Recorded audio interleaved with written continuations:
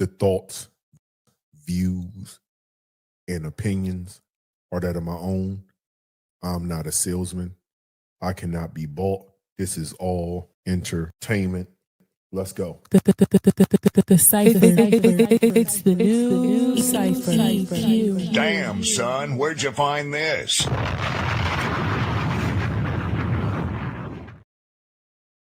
Peace, peace, peace. Mic check, 1 2 1 2.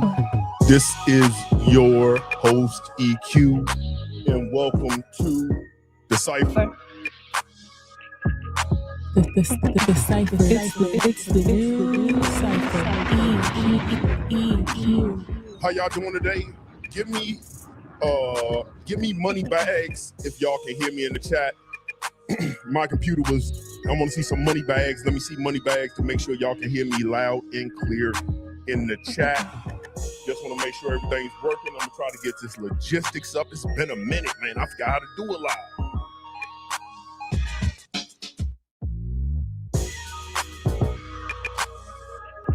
It's the new cipher. All right. This is gonna be, all right, y'all can hear me good. This is gonna be another long live. I'm gonna hit a lot of different things, topics, and yeah, I gotta get the editing stuff and put it out as separate videos for those who don't want to watch long lives all day. But y'all already know my favorite lotion, non-scented, but some of y'all want to know why your skin or why fragrances don't last long on you. It's because your skin's not hydrated. One, you're not putting the right lotion on to hydrate your skin, and you're not drinking enough water. I'm gonna drink water today. I ain't sipping on nothing crazy, so we're gonna do all water today. It's the new cipher. All right, let's get to it.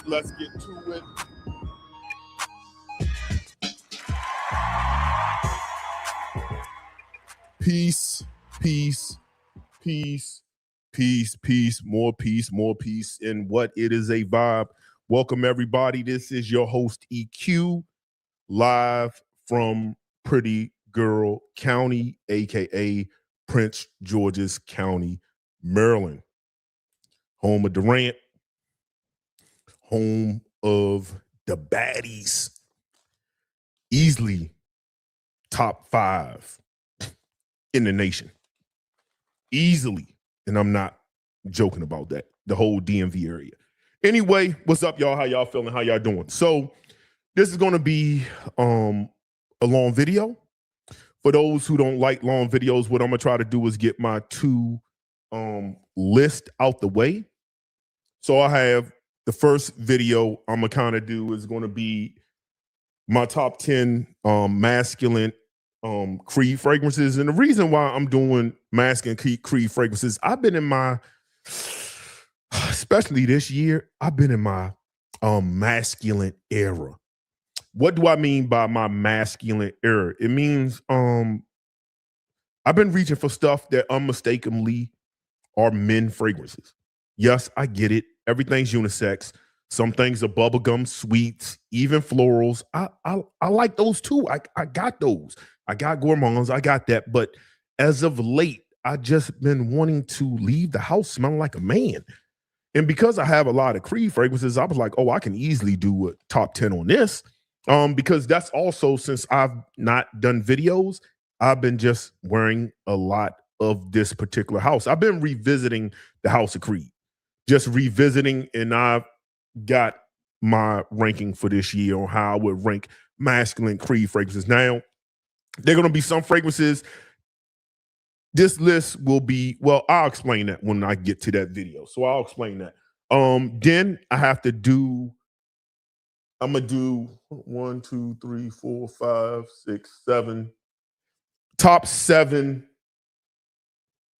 easy to reach for, pedestrian niche fragrances that just work. They're like extremely pedestrian. They really should be like designer fragrances. Some can say overpriced niche fragrances that get compliments. I don't know what I'm gonna title that video. That'll probably be a hidden video. That'll probably do some numbers though, just the title alone.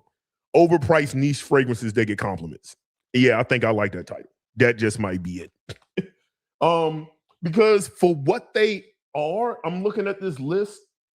For what they are, retail wise, they shouldn't cost as much as they do, respectfully to the house. They just shouldn't. But they're easy to wear, easy to reach for, and they just kind of work. So I'm gonna get those two lists out the way. Then I have an omission from my last video that I have to recorrect, and I have both fragrances on my desk now. I mixed it up when I was doing my last video, my last live, but I have both fragrances on my desk, so I will do, it'll be a separate video, a comparison between the two. That way, when I edit it, that can be a solo video by itself, should be a total about 6 minutes after an edit. Then I have some first impressions. So when I did my live, I talked about, I didn't get the new Zarov, Z creators. I didn't get the new ones. And that wasn't me like begging or nothing. You know, it is what it is. But Ross had caught the video. He was like, yo, we sent those to you. They must have got lost in the mail. We thought when we sent it to you, you rather didn't like them or you just didn't want to talk about them. I don't know, you know, so we just kind of let it go. But like, so they racked up some extras they had on them. They sent it. Justin, the only one, didn't have extras, but he sent me, I guess, a 10 ml of, what is this, about 7.5 ml of his fragrance from the Twisted Lily thing. So I will give my first impressions now. I'm doing this partially because had these not been lost in the mail, I would have gave my first impressions when people can still buy them. It kind of sucks because if I really, really like them, a lot of y'all aren't going to be able to go out and get them, but they were sent to me. I'm going to give my first impressions, and I know Omos was really looking forward to what I thought about it. So I'm going to discuss that. They thought I didn't like them. Like I was just like, yeah, I don't like these. So I'm going to talk about them. I might not like them, you know what I'm saying? But I am going to give my first impressions. I also have a official sample on Roja's new fragrance from their art collection, I believe is, and it's called Serenity Blend from their art collection. I'm going to give my first impressions on that. Then I'm gonna do my comparison. Actually, after I do the Zarov thing, I'm gonna give my final thoughts review on the Oracle and also my comparison thoughts, because I'm gonna be honest, lately I don't watch a lot of fragrance reviews from hardly anybody except for like the people I have like personal relationships with. And that's just, I'm just being honest. I just don't consume it. And it's not hate. A lot of it is just, it's just so much fragrance content. And I'm not really looking to buy nothing. So it's very few things somebody's going to put me onto that I'm even remotely interested in. That's one. Two, there's a new content creator out every day, especially in the TikTok space. And it's just becoming, and everybody's kind of just talking about the same fragrances, doing the same thing. It's like people are talking about clones while cloning other people's way of doing. It's just a lot of redundancy, and I don't like redundancy that much in my fragrance wardrobe, and I don't really like to consume it. Plus, y'all know I'm back in school, so I know a few people reached out to me, and they was like, "Hey, man, just checking in on you, see how you doing." I was like, "I'm good." Like when you on the internet, you rather producing or you consuming. If you're consuming, it's kind of a distraction to me. So I'm not consuming a lot. So if I'm not producing, I'm really not consuming. I got other things I'm kind of focused on, and I got a set goal being back in school. So I'm focused. Anywho, so I watched after I did the first impressions, then I said, okay, I can watch some people's review on the fragrance. And I saw some comparisons and some other things to other fragrances. And I'm like, I have that. So I'll give my thoughts on that. Then I have a ton of first impressions from Xerjoff.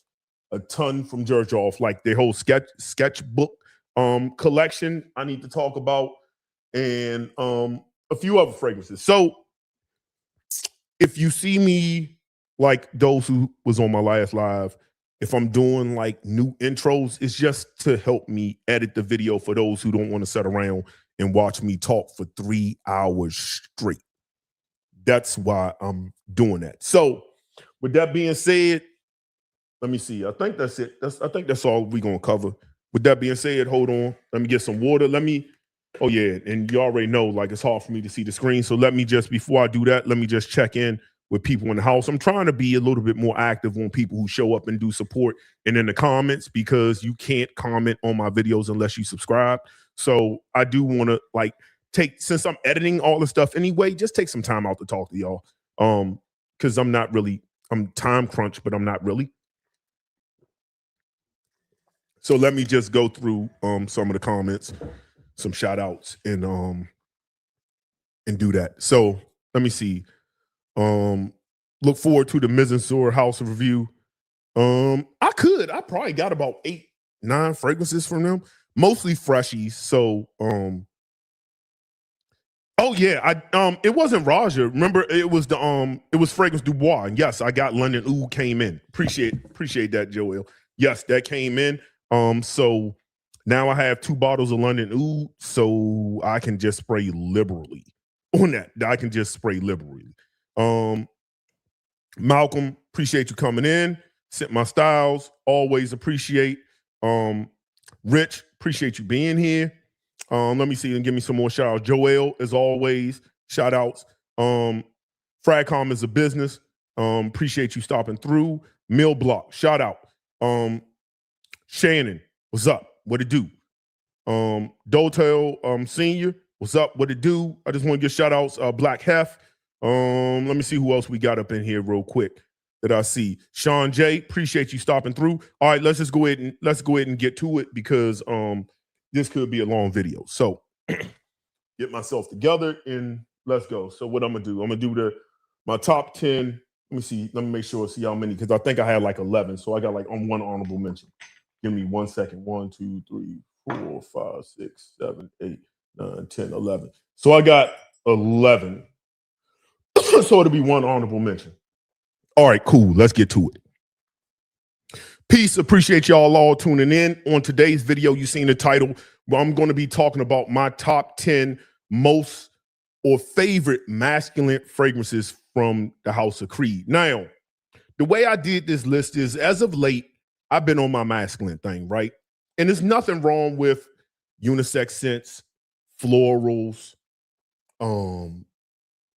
gourmands, vanillas. It's all cool. I have those.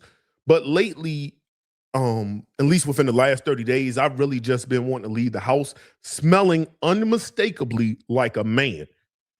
Take that however you want to take that. The way I would say is that, yes, I understand that a lot of this is a social construct, but when you spray certain things in the air, and if somebody walked into a room and smelled it, they wouldn't say, damn, it's a hot chick in the area. They would say, it's a man in here. And that's what I'm talking about with masculine fragrances. Now, this isn't ranked based on my favorite per se, as far as like my favorite from the house. This isn't an overall house ranking. This is just when it comes to smelling like a man, in my opinion, this is how I would rank them this year. Now, there's some fragrances from Creed that I do have that aren't going to be on this list, not because they're not good fragrances, but because I also see some of those as unisex. So Silver Mount Water, you won't see. Arofa, you won't see. Millesime Imperial, you won't see. Virgin Island Water, you won't see. I think those are fragrances that are unisex, great fragrances, but unisex. These are the masculine, undeniable fragrances. So with that being said, we're going to go ahead and get straight to the show. We're going to do 1 honorable mention, and then we're going to hit with the top 10. So let's get to it. My first honorable mention is a underrated fragrance. It doesn't get talked about that much, but it has this classic vibe to it. It's some ginger, some fruits, some woods. And overall, this is a gentleman fragrance. This is a fresh tobacco coming from, of course, the House of Creed. My honorable mention is Tamarind Millesine. Tamarind Millesine. So again, man, I don't get caught up in the stories of, the allure. This was what Winston Churchill favorite fragrance. Like, I mean, save me the rhetoric. But it's just a good, fresh, woody tobacco scent. There's just a bit of smoke in here. It's almost more cigarette tobacco than like a cigar to me. It's getting almost a little bit more like cigar ash a little bit, but it's fresh. I believe there's some musk in here that gives it this clean, soapy kind of vibe to it. So it's clean, it's fresh, it's some zing with the ginger. Overall, just classically masculine. Is this one that I think is like overall compliment kind of getter? No, it's not. I just think it's a gentleman fragrance. Like when you walk into a room, a great work scent for the summer or spring. When you walk into a room, you smell like a man. Period. Point, end of story, point blank. I think it's a good office scent. Longevity in this, I'm getting about 6.5, 7, about 6.5 solid, anywhere from like 5.5 to 6.5, depending on the day and how many sprays. I'm normally going about anywhere about 9 to 10 sprays on this when I wear this. And I do that with most of the creeds on this list, besides a few. I do about 9 to 8. But overall, just a good, underrated, masculine scent. If you're somebody who chases compliments, this isn't one that's going to give you that. It's just, to me, it just smells like a gentleman. And a gentleman walks into a room confident already. He doesn't need the affirmation. That's my honorable mention. Tamarind Millesine. Moving on.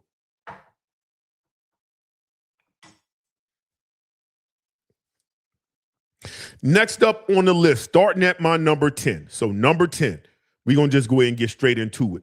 This thing came out, 6 years ago? Overall, masculine fragrance. Now, this has been compared to a few things. There's a freshness in this, spices, and what we're talking about is the original Creed Viking. Creed Viking. That's my number 10. Now, I get the somewhat Old Spice comparison to it, but I believe there's some mint, and it almost gives me peppermint off of my skin. It's like a little bit, it's not like crushed mint like I would have in a mojito. It's a little bit more peppermint. I believe some coriander in here. Excuse me. I believe some cloves in here, if I'm not mistaken. Some woods, aromatic, lavender, citruses, bergamot. Just a clean.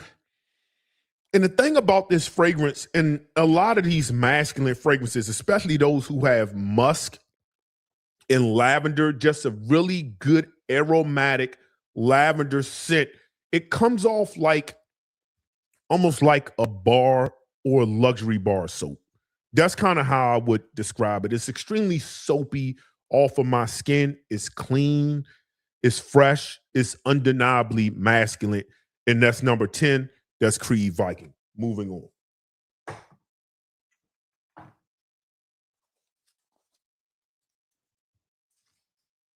Some more.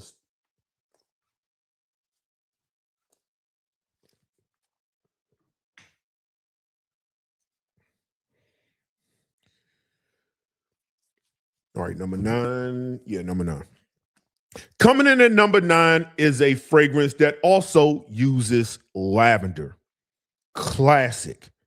This, to be honest, I think it has a very old school vibe.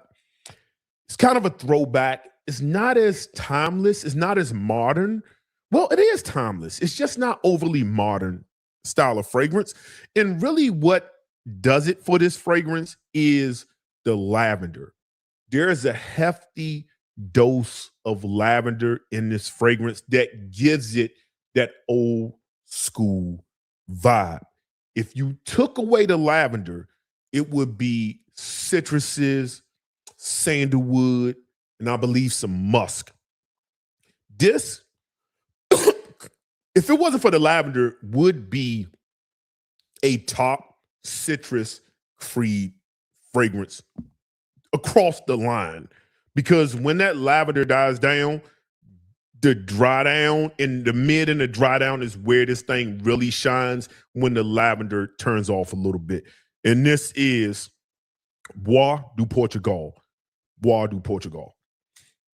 Or do Portugal. So with this one, yeah, man, it's a heavy, heavy, heavy dose of lavender. And that's what gives it this almost outdated, old school vibe. But my thing with this is if you just allow it, just spray it on, go about your way, let it do what it do. Around 10 to 12 minute mark, that lavender starts to settle in those citruses, the sandalwood, the ambergris really starts to show its head. This is one that I don't think ever really had reformulation issues. To me, I'm getting 8+ hours on this fragrance. This is normally a 7 spray fragrance for me. 7 sprays, 7 or maybe 8, give or take. But I get great longevity. Compliments? Nah, this ain't a compliment. This just, you smell like a man. So where would you wear these, a fragrance like this? This the kind of fragrance if you around, I don't know where y'all are in y'all spaces, but if you around money, so let's say you're doing man things, golf, you're going on the golf course, some tea time. You ain't going there smelling like Invictus Aqua. Maybe you are. I think sometimes you just want to smell like a man because you're probably going to be around some old money and some new money, right? And we got some new money fragrances up here too, but that's when you wear something like this. You're going to be around the boss man. You're going to be around some grown men. You want to impress some men. There's always an opportunity to impress men.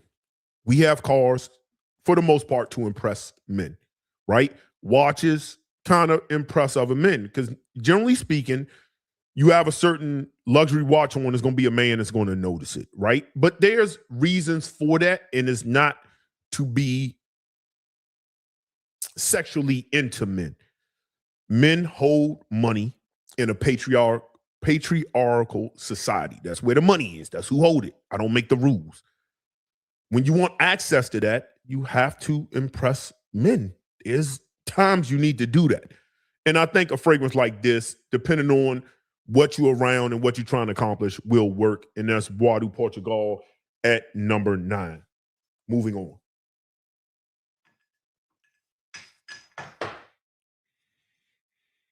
Yeah, man. When that lavender dies down, man, shoosh. Okay.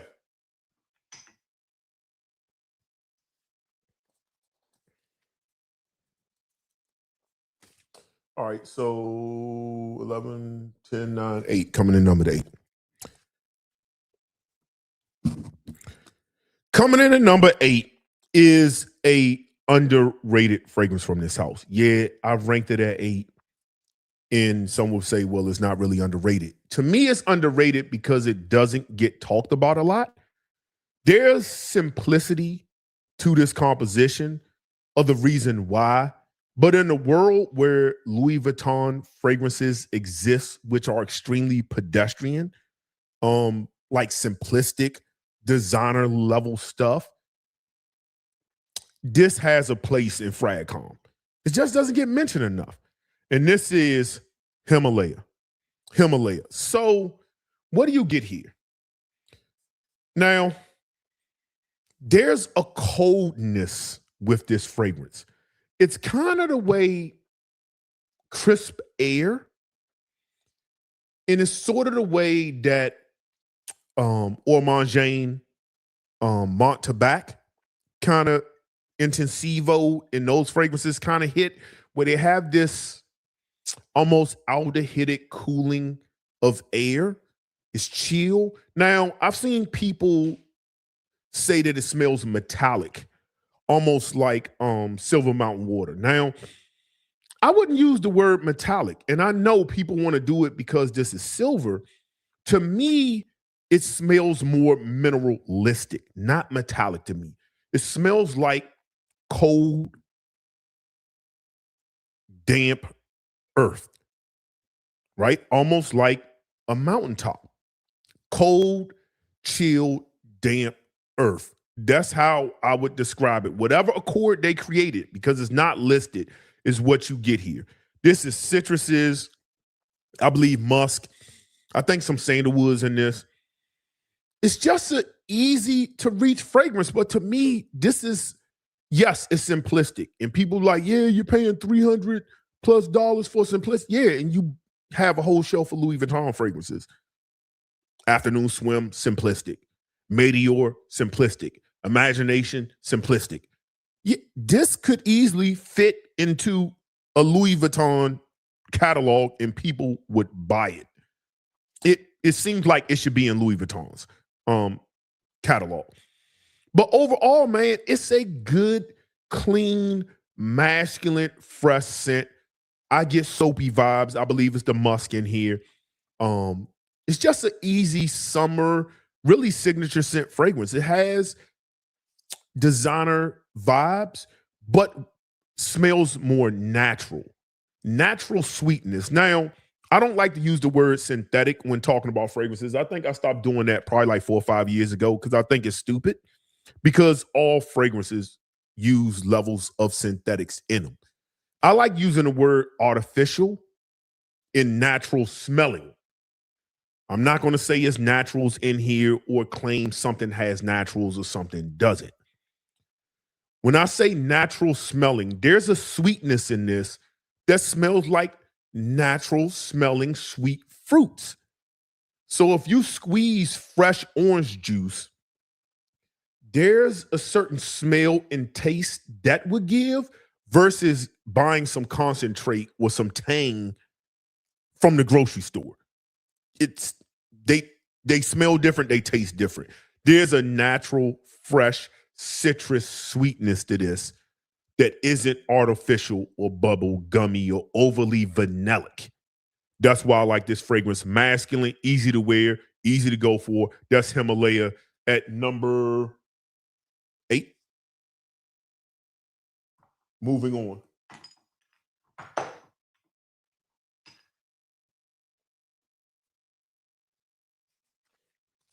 All right. Where we at? 7? 10, 9, 8, 7. All right. Coming in at number 7. This could be blasphemous, and I get it. But again, this isn't ranked on how I would rank my favorite creeds overall. When I say smell like a man, it just hits at number 7 for me. It just does. Sorry, not sorry. And there's certain other reasons why, and I'll get to it. And that's the king, and that's Aventus, the original. Yeah, man, I'm milking this. This was, I think, a 2000 batch. And that's one reason why it's number 8, because it varies based on batch, and I'm over it. Like, a lot of their other fragrances don't have a lot of these batch issues. This is just constantly batch issues where Creed Aventus doesn't even smell like Creed Aventus. This particular batch was apple heavy to me. I think it's an F batch, 2000 F batch, I believe. It was apple heavy, pineapple, sweet, vanillic, extremely fruity, not smoky the way old Aventus batches were. If I had one of those, it would have been ranked higher. But with this one, I mean, it's Creed Aventus. Do I need to really do a deep dive into Aventus? We know it. We have clones of it. We've smelt it before. If you haven't and you knew the fragrances, there are tons of inspirations, clones, like get one where you get one. But like, I hate there's so many batches because I would love to have another one of these, but I'm not going to pay an arm and a leg for an F batch. Sorry, not sorry. I'll just get one of the new metal tops, and it is what it is. But Creed Aventus at number 7. Moving on.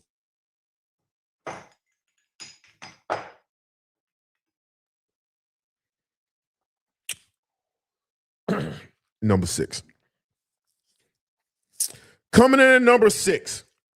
Some people might agree with me when they overall rank it. But I think when it comes to summer, spring, where we're in and where we're going, this just kind of works. It is a flanker. We're not going to prolong all day. Some would say this is better than the OG. And this is Aventus Cologne. Aventus Cologne. Y'all already know. A fresher take on Aventus. It's just, there are so many different citrus layers you can do with this fragrance. Mix this with Bleu de Chanel. Out of this world. It's just, yeah, man. I mean, can a woman wear Aventus Cologne? Yeah, a woman can wear what she want to wear. But I think overall, if you spray this in the air, this is going to be like a man was in here. Just is what it is. Yeah, man. Pineapple, I believe bergamot. Y'all know the vibes. Aventus Cologne. At number 6. Moving on.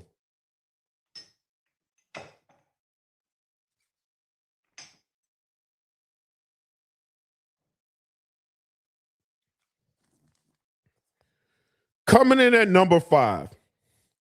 This, I've been enjoying this. I've been like really enjoying this as of late. This is what happens when you modernize a gentleman fragrance. This is timeless. This is a great office scent. I can see somebody 25 in the office wearing this. It gives somewhat of the original, but it's just better to me. To me. And this is Viking Cologne.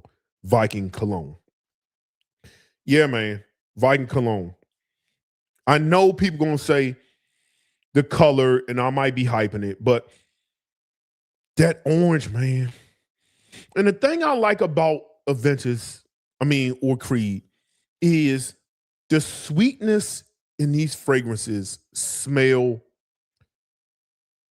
natural and not artificial sweetness. The lavender isn't as loud as it is in, let's say, a Bois de Portugal. But this is, man, this could arguably be one of the best masculine office scents. And be honest, when I leave the house, I prefer to wear this over the original Viking. The original Viking is like, if I had to break them down, that's a fall and winter kind of thing for me, would be a fall and winter thing. This is more of a spring and summer vibe to me, just because it's fresher. And it's just superior to me. Because although you will smell like a man, you won't be like, oh, you smell like you 60 plus. You know what I'm saying? So I think if you like 25, 40s, even 50s, you want to have a little bit of youthfulness to you, playfulness, but still smell like a man when you walk into a room. Yeah, Viking Cologne at number 5. Moving on.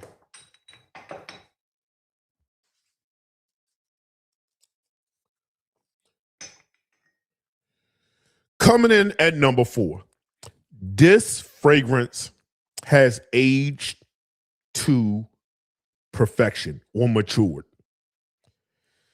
I remember when, I think around the first time I got this, I was like, it's cool.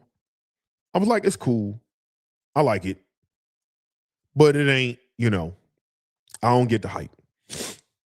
I've been revisiting this. So I wore this a lot since it came out. I had this when it came out. I wore it a lot. So, some air got in it. It aged, and well, it's just really gotten sweeter a little bit to me, and I love it. And this is Absolute Aventus, the 75 ml. Man, this, when I tell you that for whatever reason, and if you have a 75 ml, please tell me I'm not the only one. Oh, bro, can somebody, did the pineapple, for those who had the original, did the pineapple not get sweeter to you? The pineapple has gotten so ripe, sweet, almost syrupy pineapple. Like when you get a pineapple and you pick it out in the grocery store, you're looking for that kind of softness to it. And when I first got this, it was like mid. It wasn't hard, but it wasn't soft, super like kind of soft. Now it's just like, bro. The pineapple has absolutely shown up in the best and biggest way. When I say that this is age to perfection, it didn't slap like this for me when I first got it. It just didn't slap. It's been how many years? What, 3-4 years since this came out? It just slaps now. Bro, I know Aventa is going to be like, well, you know, it's probably different batches. And that's the part that irritates me. I haven't gotten 100 ml of this. Oh, bro.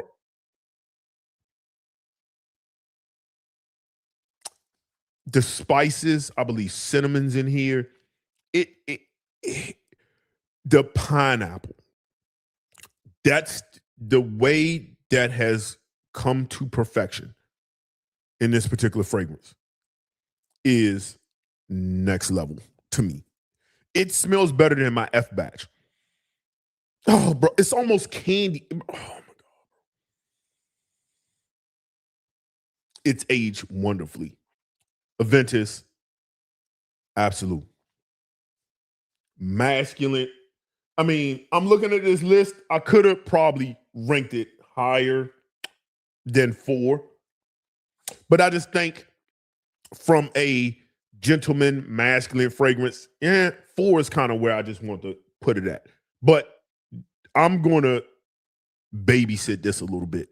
I might have to get 100 ml, wear that for a period of time, let that age for a while, and put that 100 ml away for like 4 years, and then revisit it because the weight, perfection. It slaps now, and that's Aventus Absolute.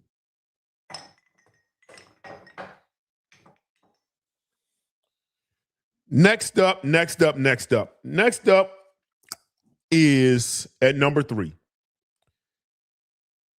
is a fragrance that this might be some people's number 1.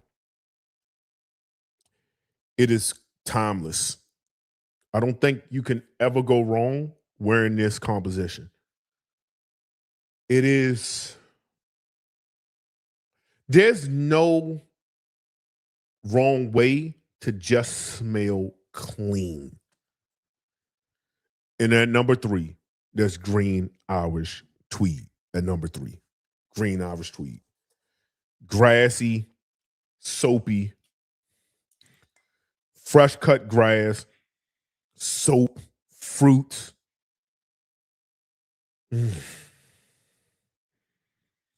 Is there a bad time to smell like you got out the shower? I just think this could be one of the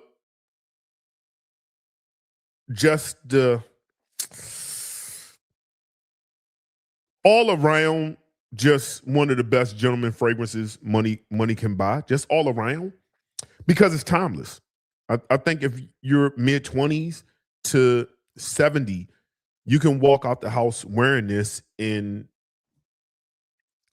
this is one of those gentleman fragrances that will also get compliments. Not to the fact where people are passing you and they like, oh my God, what you're wearing. But I think if you're dressed right, you're in a polo, a suit, even if you're like dressed casual, even if you have like a suit jacket, some pants, some blazers, but you got some soft bottom dress tennis shoes with a t-shirt up under it, so you real casual, or you got the with some we'll call soft bottoms, but you got some, maybe you got some hard bottoms, some slacks, but you got the button-up shirt, but you don't got no tie on. Two, if you're wearing a tie. I just think if you have this on and you're dressed like a man, right? Your pants aren't sagging. You just it'll work on you.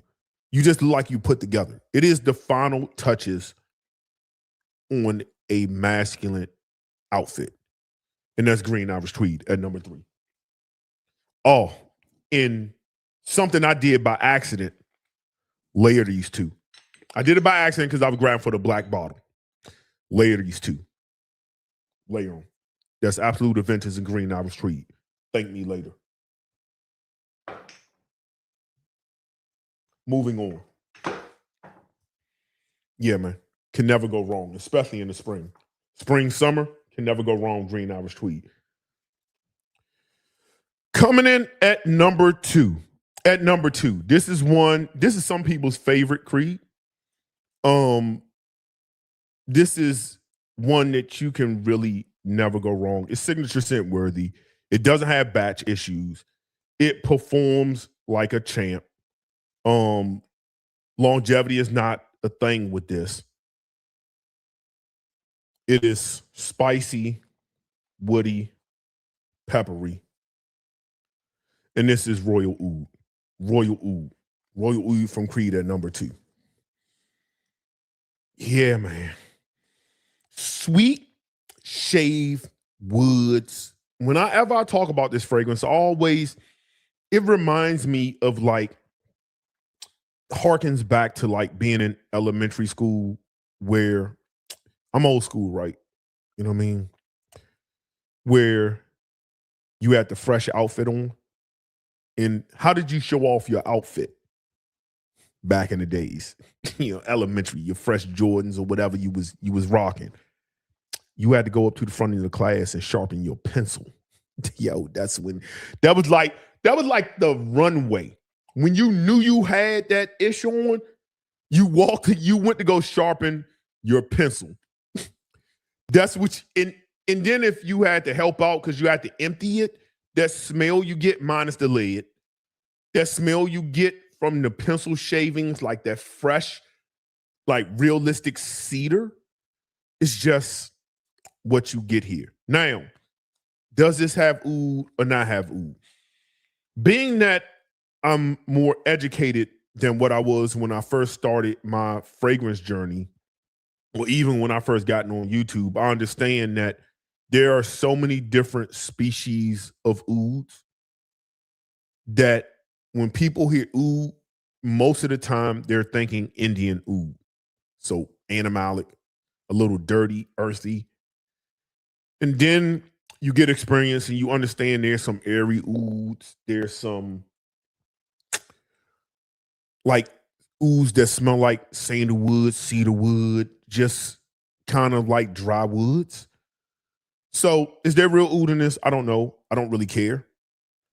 This just, you're going to a wedding, whatever you're doing, this just absolutely rocks.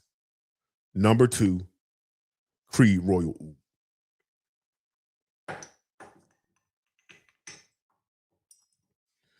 My number 1 fragrance for a gentleman,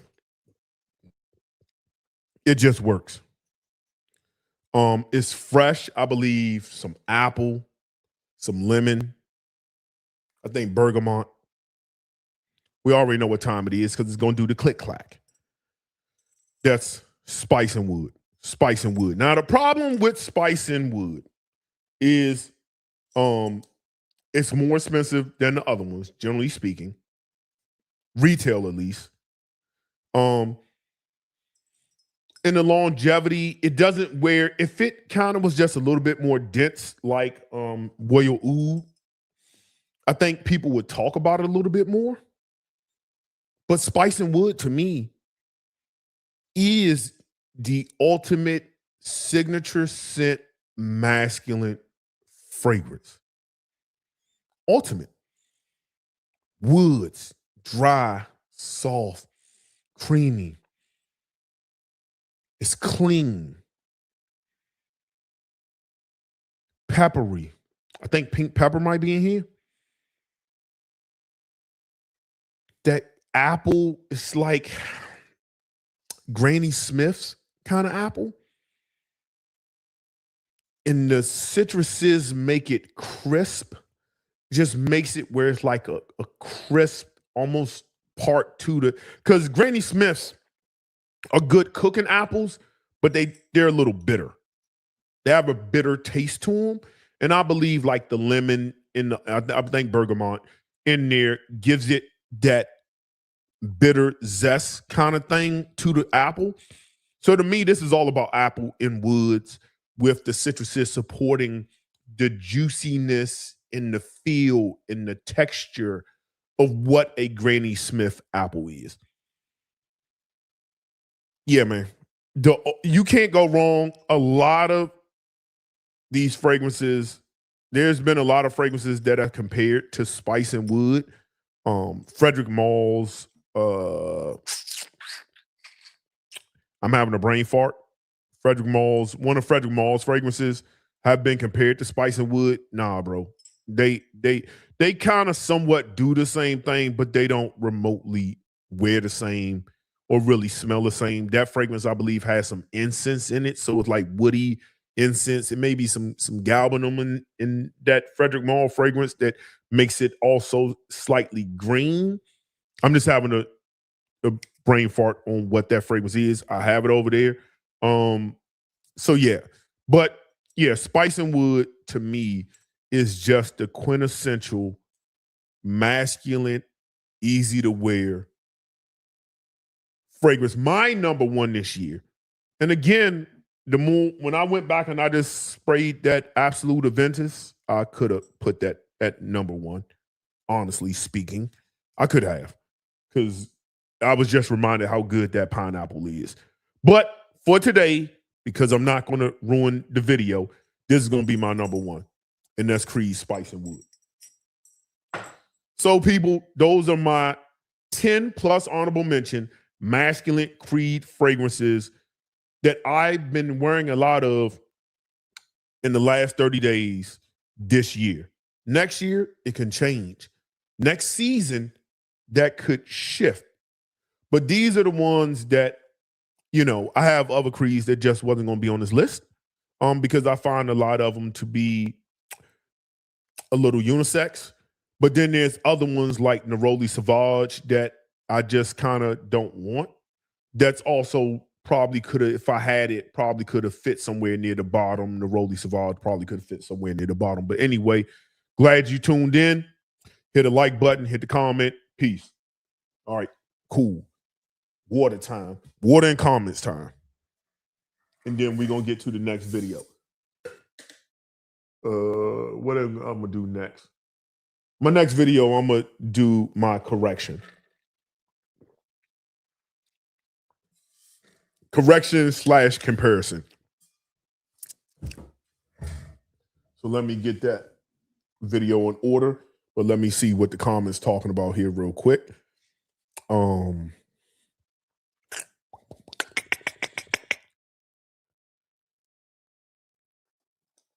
Yeah, man.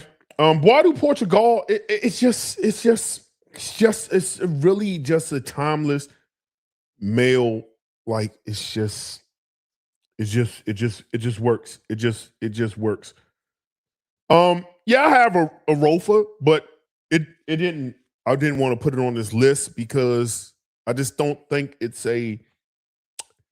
when I say masculine, I wasn't ranking all my creeds. Like then I would have had to bring Delphinus out here and then like ranking all of them. I didn't really want to do that. These are just unmistakably men fragrances. I think if I sprayed 27 sprays of a Rofa in the air, people walked out and walked back in.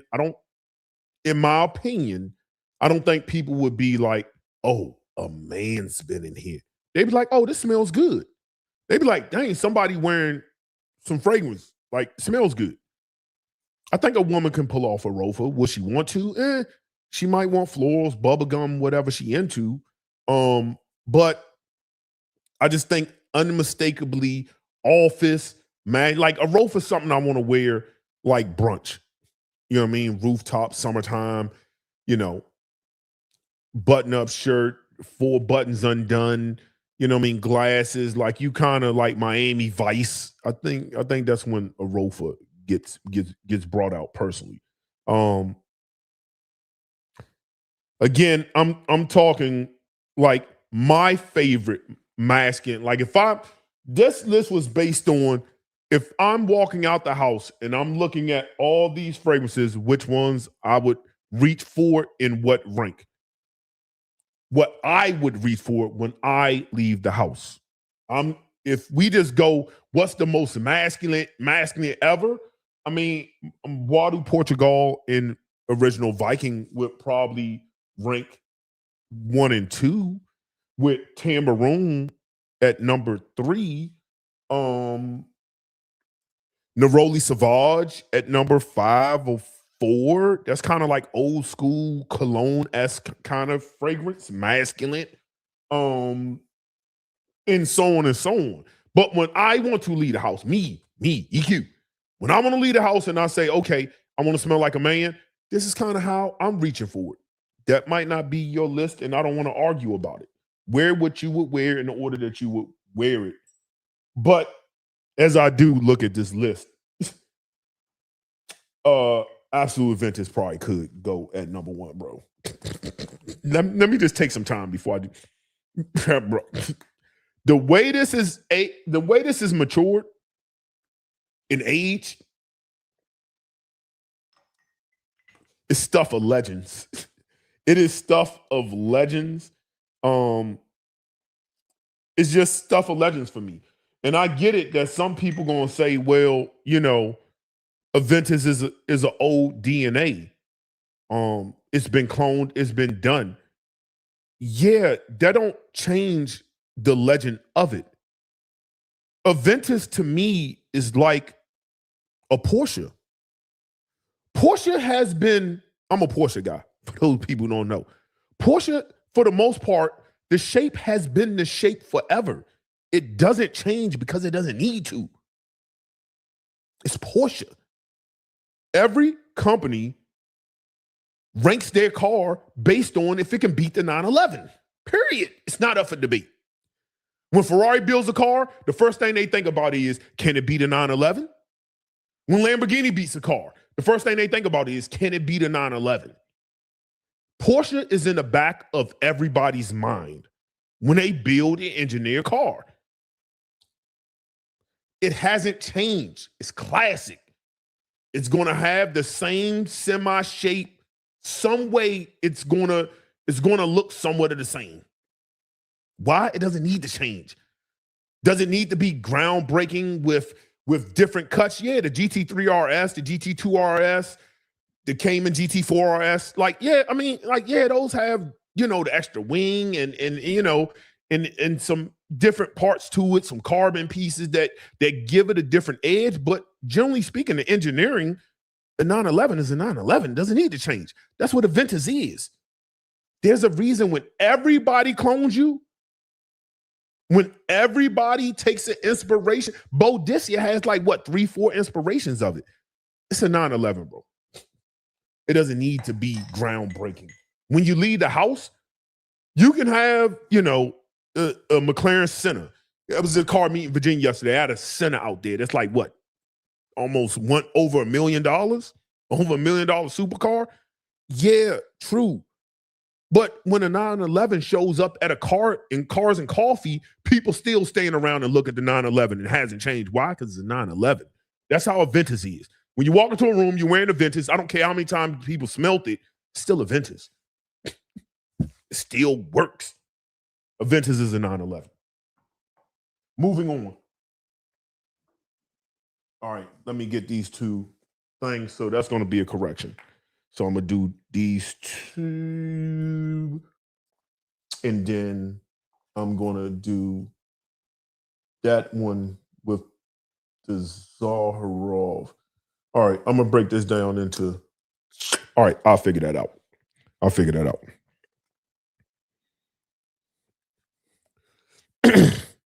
I don't know what I'm going to call this video. I'll figure it out.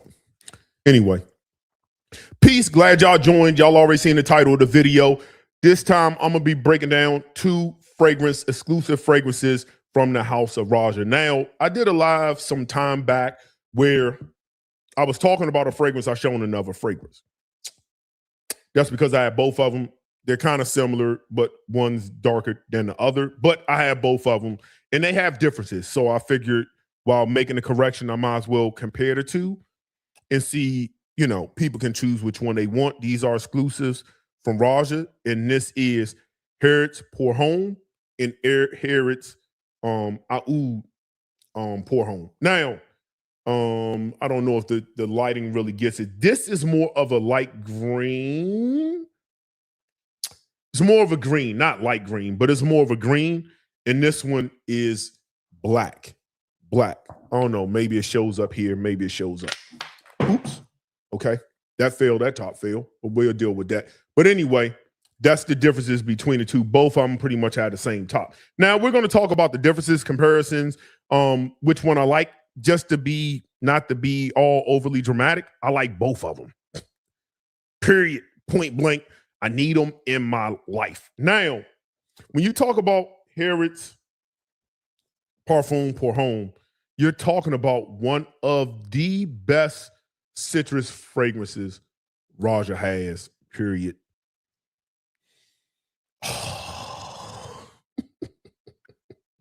There's the green bottle, the green label. It is like bright, zesty. There's a creaminess to the citruses. And I don't know if that's the florals, because I believe there's some violet in here, but there's this aldehydes. I believe aldehydes is in here. I believe.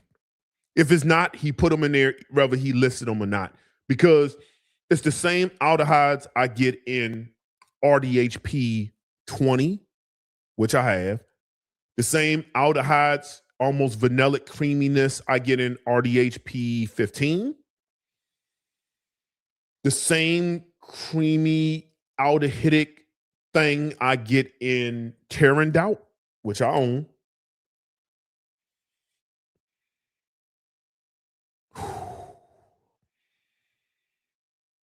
'21 has the same signature. If you have a lot of like the upper end Rojas, you'll smell it. You'll know. It's almost a signature, to be totally honest. But there's this fresh zing. I get more lime, some woods, some florals. Easily. And I get is it a room filler? No.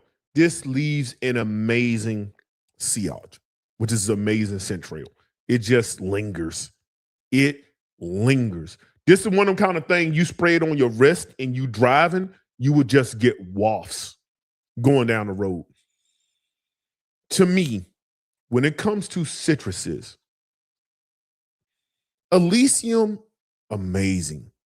Burlington, it's cool at times. The cumin throws me off on that particular fragrance. Sometimes it's cool, sometimes it's not. Oceania, it's cool, especially the parfum. It's cool. The Bergdorf or Goodman's Pour Homme, which I own too. Goodman's classic gentleman masculine fragrance. I could almost do a gentleman citrus manly fragrance from the house of Roja too. But this to me, as of today, he might come out with something else in a couple years. When it comes to citruses, Roja's Xerjoff Pour Homme is king to me. It is the ultimate gentleman's fragrance. Ultra citruses, creamy, woody, magnificent.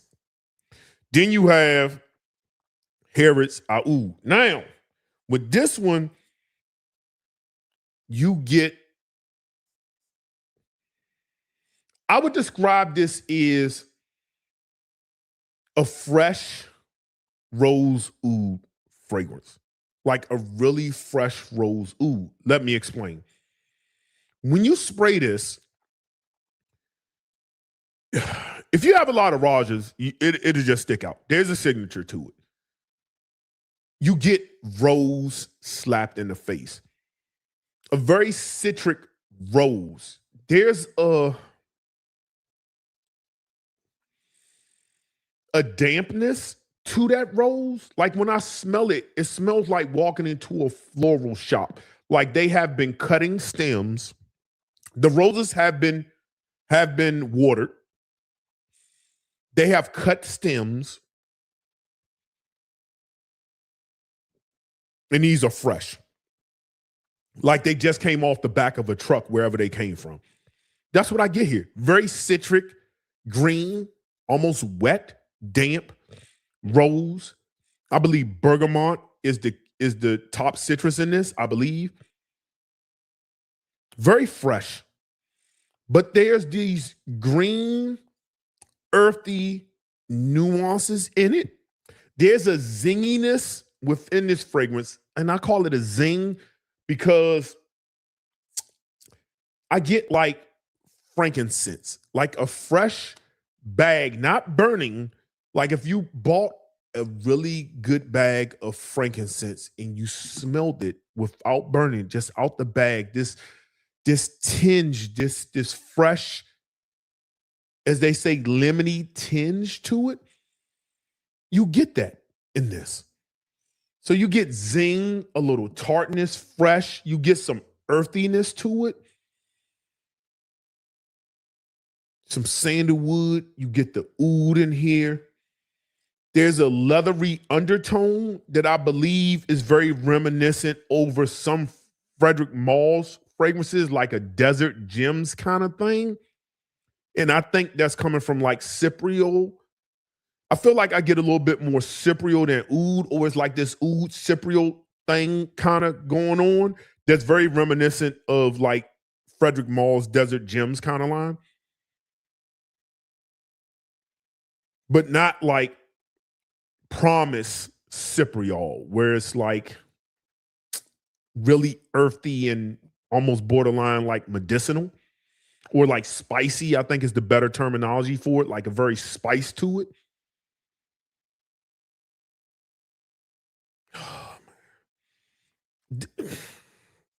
This in my top hit the floor. I don't feel like bending over to get it, but oud is just a fresh, zingy take on oud that it's like gentleman oud. Autumn and winter, that change of season where it's rather cold in the morning, warms up in the afternoon, cool at night, that would be spring. Or it's warm in the morning, cool at night, a little bit more autumn. Going into deep autumn, winter, where it's kind of just cold or dry and the colors like brown comes into play. That's the representative of Harrods Oud Pour Homme. Both of these are, I don't want to use the word masterpiece.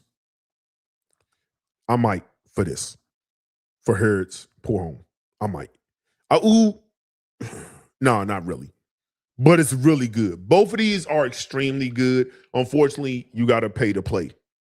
You're not going to get these at discounters. At best, if you're in a Roja group and somebody's letting them go, you can check it. But even if they're letting them go, they know that you have to pay retail. You're only going to get a little bit off unless you get a partial. But to me, they're both must-haves if you're into collecting Roja. If you're into having fragrances that when you leave the house, you're just not going to smell like the average. You're not going to smell average. And that's my comparison of both Harrod exclusive from the house of Roja. If you have these, leave your comment down below. Tell me what you think. And with that being said, peace. All right. That's that video. Where's my...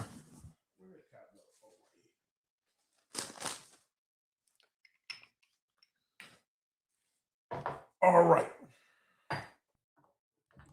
Let me take some time, look at the comments, and we're going to keep moving on. See what the comments have to say. All right, that was Harrods. Bro, pour home. I'm gonna be on, like, people be like, if you're gonna splurge, you say, listen, I want to go ahead and blow a little bit of bag on Roja. I want to blow a bag. You only can get so many exclusives. Which 3 would I recommend? Right offhand, let me think. Harris Pour Home. Yeah, I think this is a must. Harris Pour Home turned out is so clutch. Turned out because, and that's the thing, this aldehydes musk thing, violets, florals in Harris Pour Home, it's the signature. You can smell it in Turned Out. I smell it. It's just Turned Out has, I believe, peach. If you put peach in Harris Pour Home, then it would smell like a little bit of RDHP, a little bit of Turned Out. But anyway, back to it. If I had to pick, I'll pick 5. 5 exclusives offhand.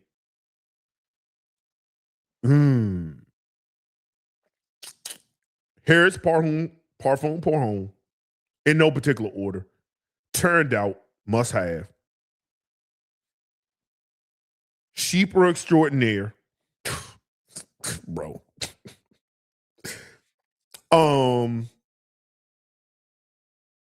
RDHP 20.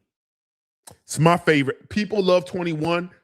I get it because it's limited. You can't find it. So there's a FOMO thing with that. But I think pound for pound, you wear both and you're wearing them outside. I just get more love from 20 than I do 21. 21 is like taking Diaghilev and modernizing it, making Diaghilev better. Since I've had 21, I haven't reached for Diaghilev. Diaghilev is like kind of obsolete in my world. If I was ranking my fragrances, now some people gonna say, oh, you don't have the paper label Diaghilev and all that other stuff. Listen, I get it. It's old school, cheaper. There's this Guerlain kind of thing that people hold on to. It's almost like when you smell Diaghilev, you smell almost the history of perfumery. It's very civet kind of umph to it. All right, what did I say again? I need to get it's 2 fragrances I would add, but I don't have them. I want them. I still want Britannia and I still want Kingdom of Saudi Arabia. When I get those, then I think when I get those 2, I'll be ready to really rank my Roja wardrobe, all of them, all of my Rojas. I think I'll be ready to rank them. But anyway, minus those 2 because I don't own them. Harrods Parfum, Harrods Pour Home, Parfum Pour Home, Turned Out, Sheeper Extraordinaire, RDHP 20, Parfum de Land Wheat number 2.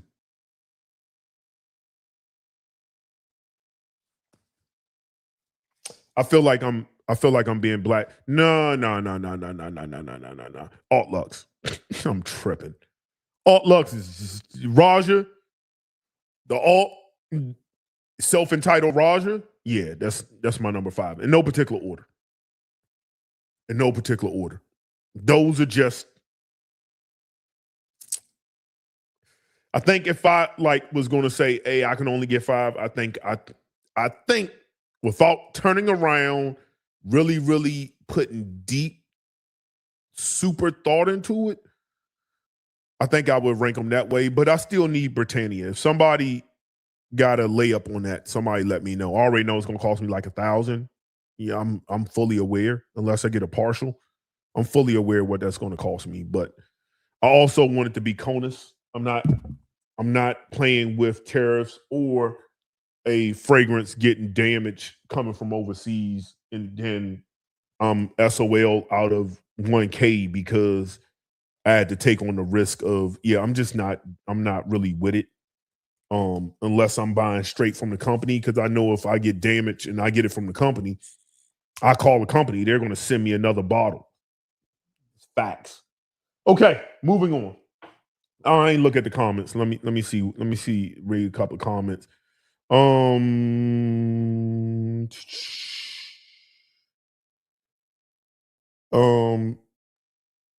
you mean Roja Love?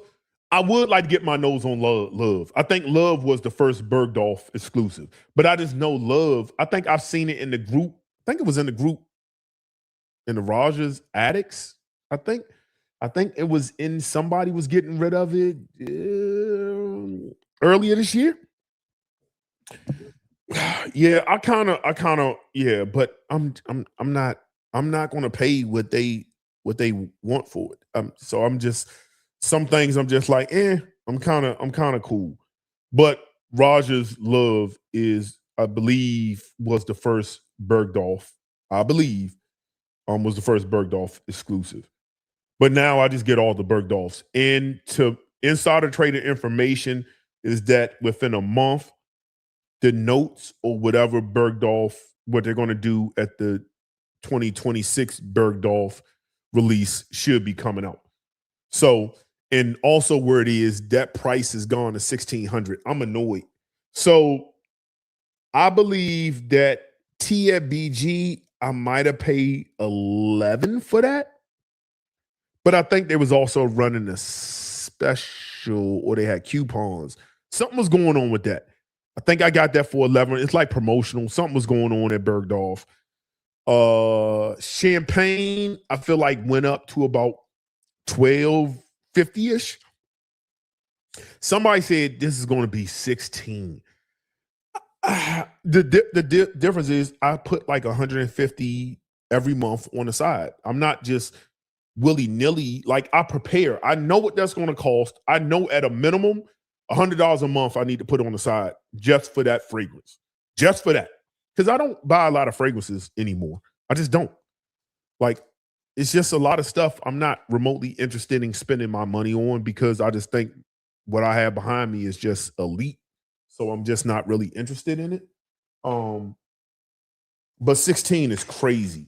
We'll see what the notes are. The beauty is, because I pay retail for stuff, my Bergdorf associate that I purchase fragrance from will send me a sample, so I will sample it before I have to come out of pocket. That's the beauty. I'll make sure when I get that sample, I'll go live for anybody else who wants to drop 16. And you're preparing now for it, that it doesn't feel so blind if you trust my nose. But I'll do a first, excuse me. I'll do a first impression so you will know. Anyway, let's move on. All right, we're going to get to, let's do my other list, and then we'll get to the Zarov fragrances. I think I'll do Zarov all in one take. I'll do first impressions on the Z creators. I will do Oracle. I might make Oracle kind of a separate. I'll talk about it after that, but I might make that like a separate video within itself, because Oracle, as I read in the comments as I was doing the live, that's not going to be a limited release. That is going to be, and I just think that's a must-have fragrance. And then we'll get to the Xerjoff. So let's get to it. All right. 1, 2, 3, 4, 5, 6, 7. All right, 7 fragrances. I'm not going to put these in order. Okay. Well, let's get to it. Let me get a couple of test strips here. All right.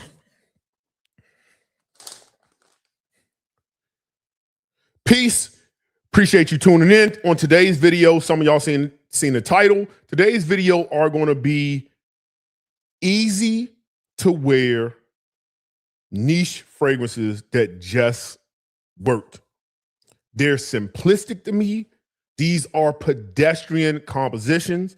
They almost smell like designer fragrances. Some can argue that these, especially retail, are overpriced. Price is what it is. I'm not going to argue with you about it. But these are just simplistic, easy, like these are like, they could easily be designer fragrances. They could, but they just work. I can't explain it. They work for me. I can only speak for myself. So in no particular order, we're just going to talk about it. First one up has to be from Oda Pedestrian House.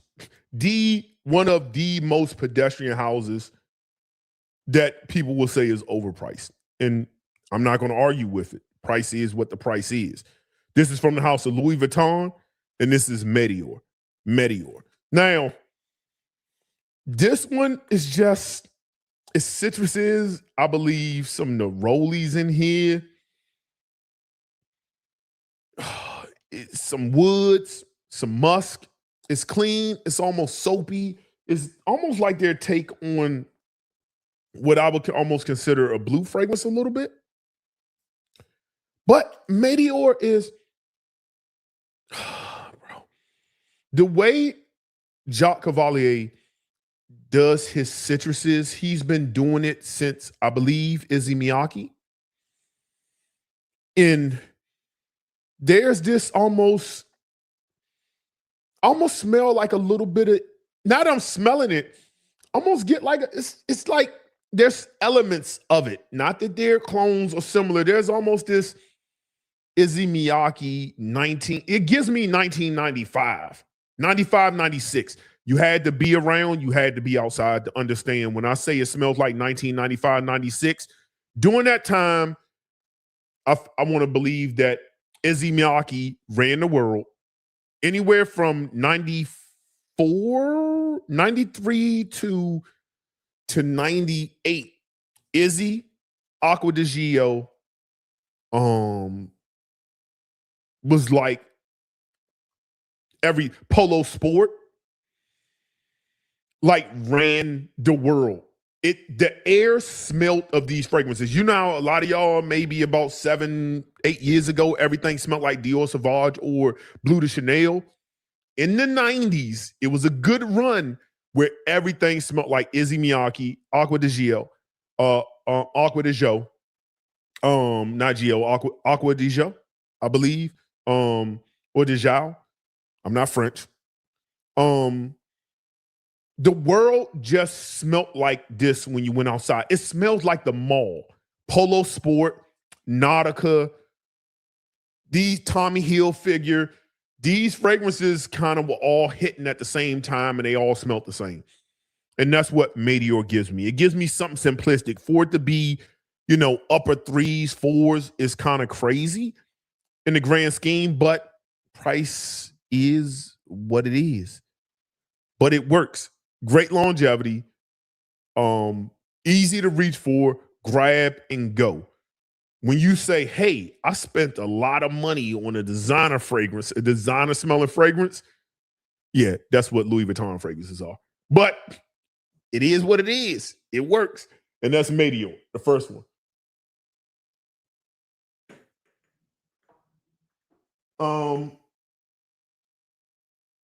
Moving on.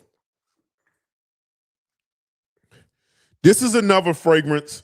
The next fragrance I'm going to discuss is a fragrance that I love a lot. It is pedestrian. And for retail, I'm talking retail prices. It's just, you're like, why does it cost this much? But when I say it works, there is nobody who does not like the smell of this. And it's just hot weather approved. Listen, I'm in a DMV. Sometimes it gets really, really, really muggy, humid.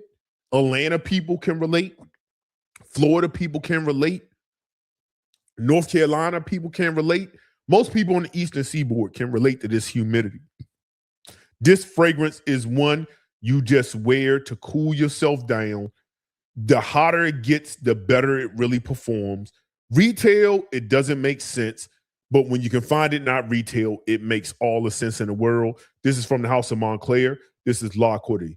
La Corday. Now, I've always said I was the first one to really hype this fragrance. One of the main ones only speaking about it. And this to me smells like lemon tea. And I don't believe there's no lemon or tea in this. I don't care what's listed as a note. Whatever they did created this accord that comes off herbaceous, sparkling, fresh, citrus, clean, a little soapy. It's cooling. It's extremely like ice cold is what this is. So when it's really, and I get great longevity on this. This one, even on clothes, I have 2 bottles of this. And this is the big boy bottle. It works. It works like, I like wearing this more than I like wearing Imagination. Imagination has just become my gym scent. I don't really wear it out. It's just become my gym scent. And shout out to people who love that fragrance. But to me, this just, the citruses, the sparkle, the herbaceousness is sort of green, woody, La Corday. But it's pedestrian. It's not overly complex. In retail, I believe this might be high 3s, 4s. Don't really make sense. But when you can find it at a good deal, it makes all the sense in the world. No one's not going to like this. If you do, you just want to be a contrarian. That's it. You just want to say, I don't like the hype. It ain't all that good. Yeah, it's not all that. But when you step out the house and you just want to put something on, that's what this video is about. You want to just put something on, step out the house. It just works. La Corday from Montclair. Moving on.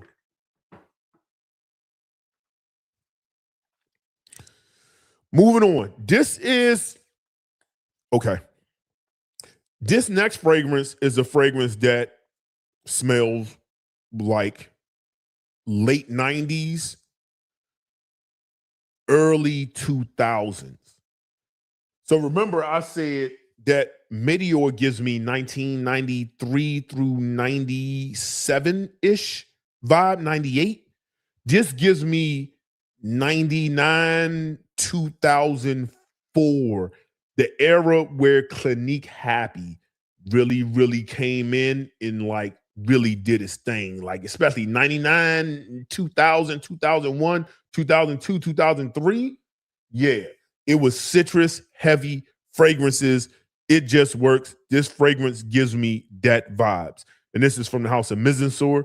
This is Blue Gin. Blue Gin. Listen, man. Yo, it just absolutely works. It is a ton of synthetics in here. It lasts all day long. It leaves a incredible, and I mean incredible, scent trail. I wore this to the Porsche dealership, and I was leaving scent trails all over the place. 3 people at the dealership, the girl who works up front, and one of the service people, and there was a customer and another guy all said, yeah, that smells good. I was like, oh, you can smell it? I had planned on being outside all day. So when I think I'm gonna be outside, I think I might have put like 7, 8 sprays on. But of course, I was inside the dealership, so I was inside, which if I was going to kind of be inside, that's more of a like 5 to 6 spray kind of thing. So in essence, I kind of, for where I was, it was somewhat borderline consider overspray based on how strong this is.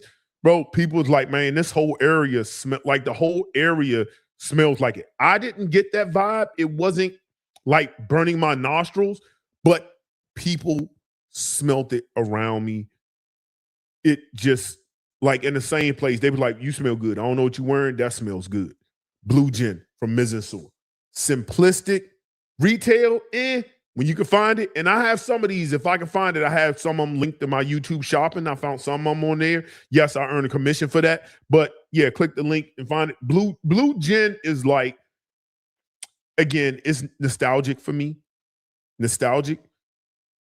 My 1999 through 2003 was one of the most epic runs of all runs. That was an epic run for me.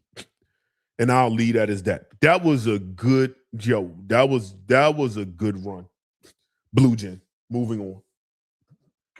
Yo, I was outside. That was crazy. All right, what we got next? Next up, all right, here we go. Next up is another one. Again, all of these this way.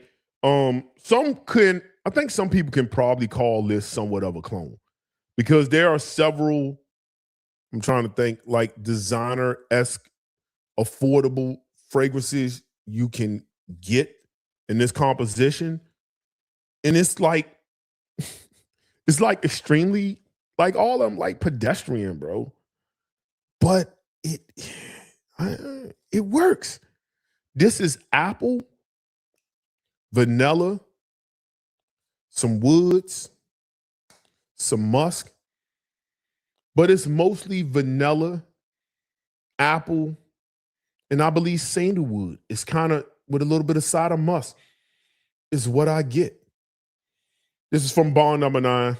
This is Lafayette Street. Lafayette. Now, there's like several designer level fragrances that smell like this. Yes, absolutely. One could call this an overly priced, expensive clone. Yes.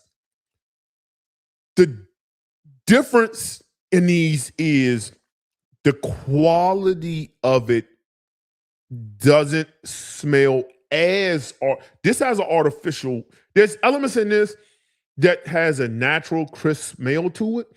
Because I believe there's some citruses supporting the apple. To me, this is like a honey crisp to me. This is like a honey crisp apple. It's not bitter. It's not tart. It's very juicy, wet, like a voluptuous apple. Oh, man. There's like 3 or 4 fragrances that right offhand that you can get even from like TJ Maxx. I believe Desire, Sculpture. There's like quite a few like $40, $30 joints you can get. But there's just something about this. It's simplistic. Retail, is it overpriced? Yeah. I'm not the biggest fan of this brand in general. But Lafayette Street just, it works. I can't explain it. It's a grab and go fragrance. And because of that apple, I find a lot of these apple fragrances to work really, really, really good in the spring, and they work really, really good in the autumn. Those 2 time seasons, those apple fragrances really, really show their joy. And this is one of them. Lafayette Street. Moving on.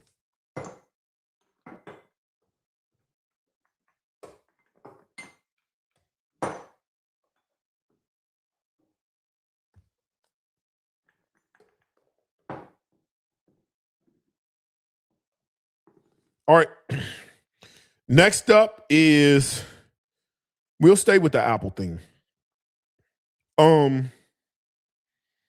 It's like extremely, again, it's like simplistic, but it works. Again, apple to me, a crisp apple, a sweet apple works amazing in the spring and autumn.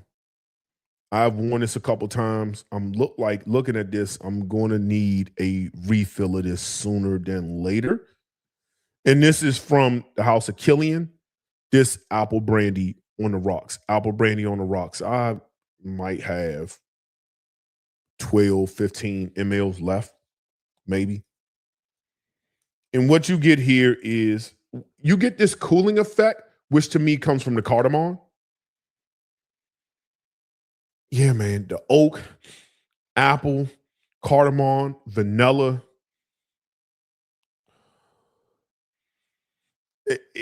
Maybe it's just me. Again, I love apple this time of year, especially when it's kind of like cool in the morning, warm, then cool again at night. That's when these kind of fragrances. This smells like, and I think it's because the cooling effect gives me Abercrombie and Fitch fierce kind of feel, which the cardamom is used as to me as that cooling kind of thing. Yeah, man. Apple brandy on the rocks, simplistic, grab and go. Again, I don't know if it's showing up, but the dents don't lie on that. The dents don't lie. They just don't. It's just easy when I just want to wear something. You be like, oh man, I'm about to go for a run. Or like I wear fragrance all the time. I wear fragrance everywhere. If I'm gonna go to the gym, you kind of grab it and go. If you be like, yeah, I gotta run to the grocery store real quick. I just jumped out the shower. I gotta go to the grocery store. I gotta run to BJ's. I might have to run to Costco's. Oh man, let me just throw something on. I'm not walking out the house like, oh man, let me throw Turned Out on for that. I'm not. I'm kind of not walking out the house, let me throw Harris Parfum Pour Homme on. I'm not. I might put like an Elysium on or something, but even then, it's like, I'm just going to get some groceries and some more ripping and running. I'll reach for something like this. And that's Apple Brandy on the Rocks from the House of Killing It. Moving on. I'm losing real estate here. All right.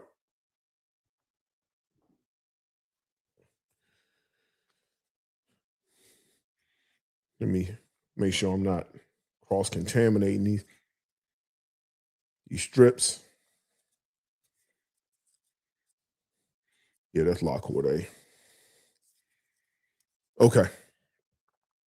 Moving on, another apple fragrance. Now, this one sets a little bit closer to skin. This is a little bit more intimate. I almost wish it had a little bit more oomph to it. And this is one you kind of got to get into your sprays. But it has a very simplistic breakdown. But out of the other two apples I just talked about, this one, especially when you smell them all side by side, this has more of the natural feel. It's apple, it's cinnamon, I believe vanilla, musk. And this is from the house of Xerjoff, and this is P33 blank page, I believe is what it is, or sketchbook blank page. Don't quote me on that. But it's P33 page 33, I believe. Yeah, man, it's just like I remember when I got this some time back. And again, dents don't lie. Dents don't lie on this. A lot of people don't really talk about this fragrance. But it's like when I first got it, I was just like, I was kind of underwhelmed, if I'm be honest. I was underwhelmed. And if I had, when I first got this some time back and I did a first impressions, I might have would have shit on this. I might have would have took a dump on this fragrance because it was just kind of like, I have like some bangers from Xerjoff. I consider bangers. And I was just kind of like, why they do such a thing? And I think it also carries a kind of high price point. 3 something, I think, 4 something, 3, somewhere in that high 3s, low 4s, I believe. And I was just like, it's cool. But as I revisited it and wore it and forced myself to wear it, and then when I was like, it smells really synthetic or cheap, but then I put it beside what I consider some overly, I'm sorry, I said I wouldn't use it, artificial. When I started putting around other fragrances I consider to be really artificial and I was smelling them side by side, it really wasn't what I thought it was. Now, I don't think this is a must-have, And it's not loud. It's an intimate scent. It like if you give somebody a hug, they'll smell you. Um, Walking by people, it's kind of a hit or miss. This is like almost a 12 spray kind of fragrance. I almost want to wear this like in super high humid heat just to see what it does. But there's a sweetness to it that I think can be a little sickly in that high heat, especially with that cinnamon apple thing going on. But overall, solid fragrance. It didn't blow me away. It still doesn't blow me away, but it's just good. It just works. I mean, most of, well, La Corday kind of blew me away, but just, they're just really like grab and go. These are like grab and go. I'm about to go somewhere, put something on, grab and go. I'm out. P33 from the house of Xerjoff. Like it. Don't love it. Like it. And last, let me see. Last but not least, this last fragrance is one that I like a lot. And it fits in a genre that I absolutely like. It smells like a flanker of things that I absolutely like, that I love actually. And I have, since I've owned this fragrance, I have enjoyed the wearing very, very, very, very, very much. Now, I'm in the Northeast, so I'm not in Florida or Arizona, Cali, Nolans.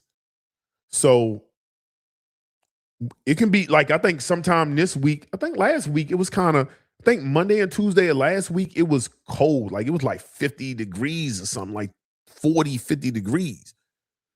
This is like where I kind of like the weirdest fragrance in the cooler. I'm gonna see what's up with it this summer, but it just has a little bit of density to it that I just don't know how that's going to work out. And this is from the house of Roja, Elysium Noir. Elysium Noir. Now, to me, this fragrance gives me, as I said in numerous videos, it gives me what I thought Blue de Chanel L'Exclusive should have been. It gives me Blue de Chanel, but in the best ultimate way. That blackberry, leather, fruits, floral, woods.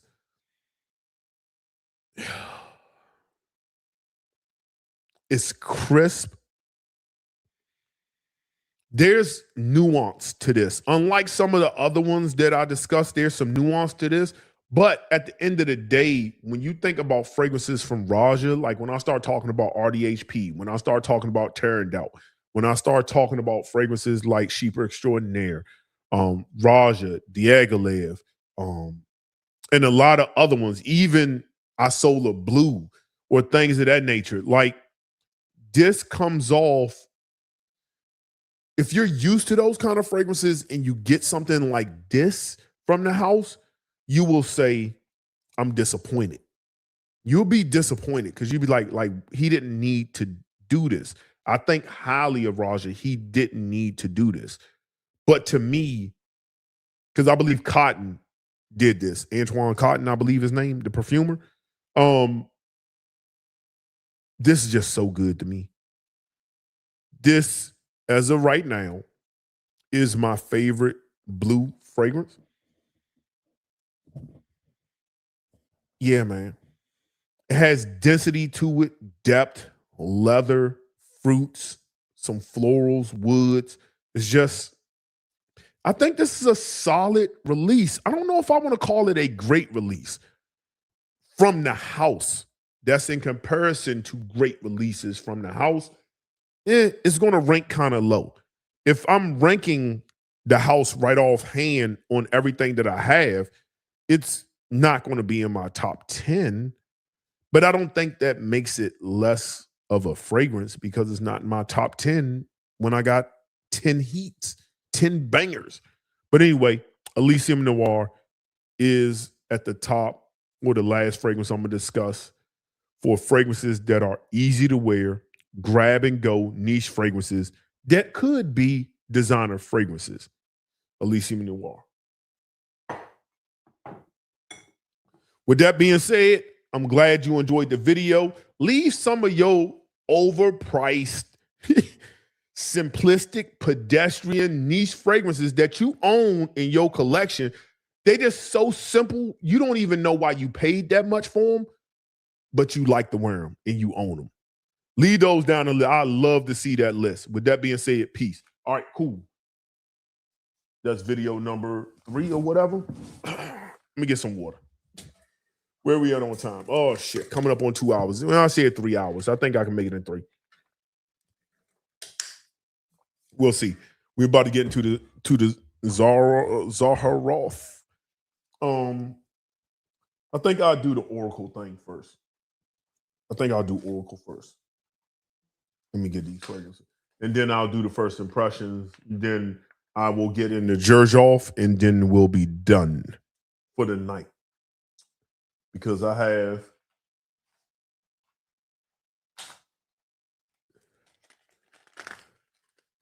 eight Xerjoffs. Oh, and I still got a new Roja I need to do. So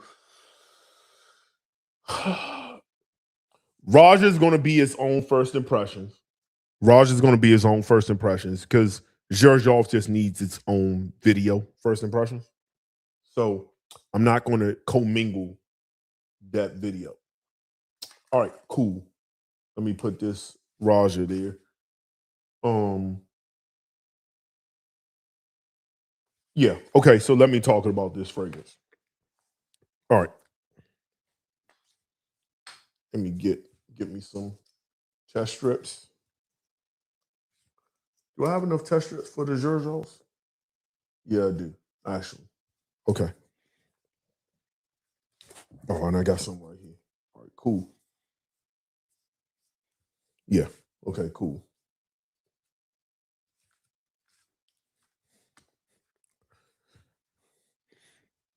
Let me see what you got. Great show. I appreciate y'all, man. Just trying to get stuff because I'm busy, bro. So I'm just trying to get stuff and kind of like double up. Some people don't want to sit here and watch 3 hours of a live. So I just try to just get to it. So, all right. Yeah, I think I'm ready. I got it. All right. Do I have let me wipe this down. I don't like this thing is a fingerprint magnet. Sheesh. All right. Peace. Glad everybody here right now. I'm going to give you my final impressions on the latest fragrance from the house of Zarov from their Basilius collection, and that's the Oracle. But after I did my first impressions on this video, I started looking at other videos on this particular fragrance. That's when I really started like seeing what other people were saying about it. And I saw that this fragrance was compared to a fragrance which I also own, which they kind of have the same color scheme. And this is from the house of Fragrance Du Bois, and that's Lucius. They kind of have the same. So I'm gonna give you my thoughts on Oracle, the comparisons to Lucius, and kind of what I think about the comparisons as a whole. So Oracle, what do I think about Oracle? Oracle is a masterpiece. It is this is a masterpiece of a fragrance no matter what house it came from. To me. Now, before I continue, this was sent to me. So take whatever you want with a grain of salt. But you can also get samples. I believe George has samples you can get and kind of form your own opinion. But to me, if I put this in a Roja bottle, it would sell for more. This is woody. It's fresh. I believe the citruses, the bergamot up top. And to be honest, paper doesn't do this fragrance any kind of justice. Any at all. when you first spray this on, that opening to me, this fresh, woody, earthy nuance is just lingering for at least about an hour and a half. At least about an hour and a half.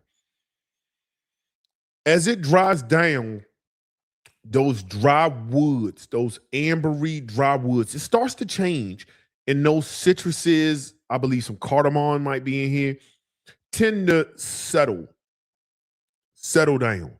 But this is a dense fragrance. Super, super, super dense. Great longevity. I got 8+ hours on this. For anybody who's been around the houses, Zarov, longevity has always been somewhat of an issue. Overall, for the house, it's not the most beast mode kind of fragrance house, not that kind of house. This one here steals the show. This might be, in my opinion, one of the best releases he has ever done. At least top 3. Minus the Zed creators. If I was going to add Zed, I have to do some thought about that. But this, to me, is just worth sampling. It is worth sampling. Now, as we get into the summer, spring months, hot months, I don't think this is just, it's almost too dense for that. But if you're going out somewhere, let's say like dinner, or if you're going to be somewhere where, let's say you're going to be near water, outside, sitting at an outside table, and it's not overly too humid, I think this will work. You're going to be at like the cigar kind of thing inside if you're into cigars or whatever. I think this will definitely work. It'll vibe with it. When you start thinking about cigar smoke, when you start thinking about the tobacco woods burning, you start thinking about leather, when you start thinking about brandy, those resinous nuances just kind of blend well together. It wouldn't be my first go-to to pick, but I think you can wear something like this. The bottle is definitely takes what this represents, something that's dark, mysterious, yet there's tons of sensuality with this fragrance. To me, this is just, it blew me away on my first impressions. It blew me away during wearing it. Paper does this no justice. On skin, it gets really sweet. It just absolutely to die for. Now, as I said earlier, I watched videos and I saw it compared to Fragrance du Bois Lucius. Now, they have some similarities. Some similarities. I'm not going to say people who say that are just stupid, but Lucius, to me, respectfully, fell flat to me. I'm not really impressed with this composition. I'm just not. I think it's a good fragrance. Blown away? Nah. Lucius never blew me away. Is it good? Yes. Is it masculine? Yes. Blew me away? No. There's something in this that with this particular fragrance, Lucius to me is a very peekaboo kind of fragrance. It almost wears at times like Baccarat to me.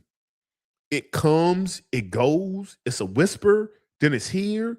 It's like ethereal. Lucius is almost omnipresent. It's like everywhere but nowhere.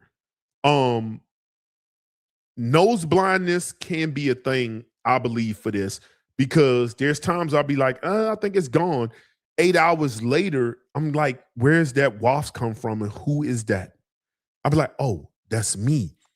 So they have this similar, so in the late dry down, that's where these kind of meet up in form.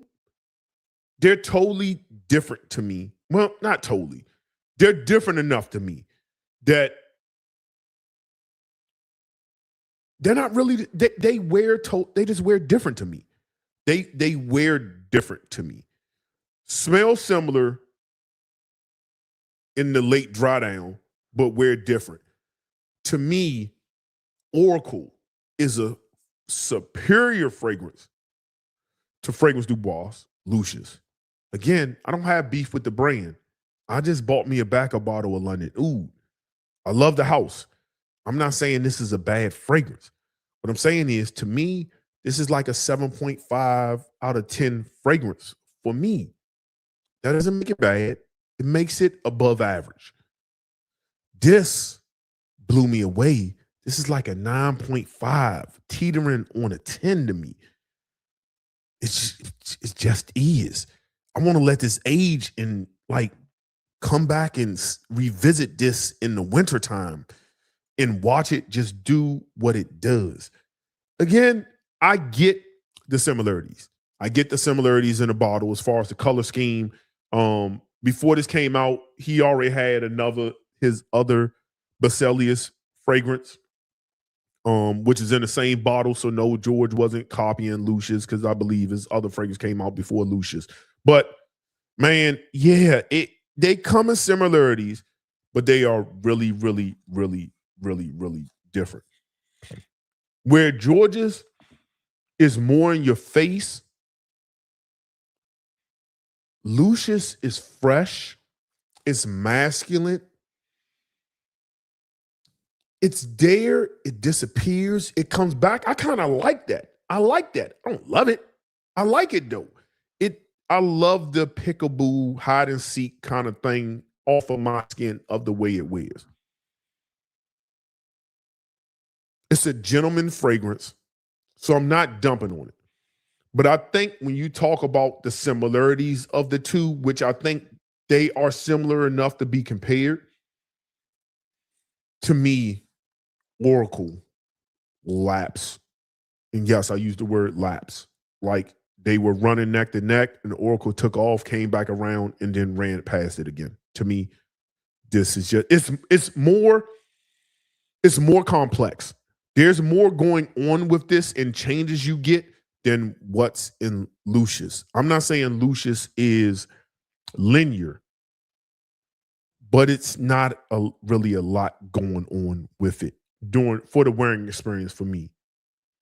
That's my thoughts on Oracle in the comparison with Lucius. To me, you can definitely get a sample of this. Don't take my word for it. This was sent to me. Take what I said with a grain of salt. It was sent to me. I paid for this. And you can get this for the low. Lucius ain't going to cost you arm and leg. You can get this for the low. So if you have any one of these or you have both of them, leave your thoughts down below in the comments.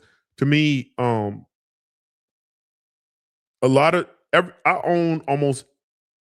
think I own every one of George's personal, not all of Zay creators, all his fragrances, and all of them don't blow me away.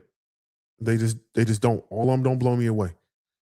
This one is one of them ones, most definitely one of them ones, and that's Oracle. With that being said, peace. All right, moving on. I'll see how I'm gonna edit that. All right, we're gonna do the first impressions, and I hate that I'm doing the first impressions on these particular fragrances because, well, you can't get them because I was barely be able to get them, but they did send it to them. They kind of did want my thoughts on it. You know, that's why when they got sent and I just never spoke on them, they was like, well, maybe he don't really like them. So because all these people are friends of mine, in some capacity, I'm gonna go ahead and talk about these. I'm gonna do my first impressions. I won't be coming back giving a full review on these just because you can't get them, so it don't really matter. But I will give my first impressions on them, especially since two of these bottles, well, all of these fragrances came out of their own personal stash, and Justin just didn't have a bottle to give to separate with. So let's get to it. And then after that, I will do first impressions on Roja. Then we're going to get to the Xerjoffs, and then we're going to end it. So I'm going to try to make this a little bit fast. All right. In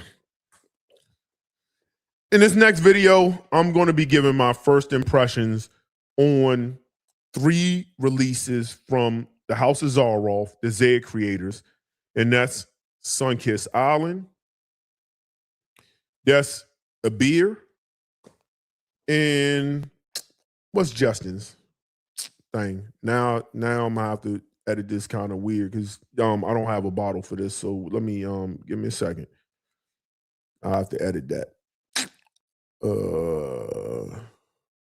Let me see. I think it's near the bottom. Seamless Soul. All right.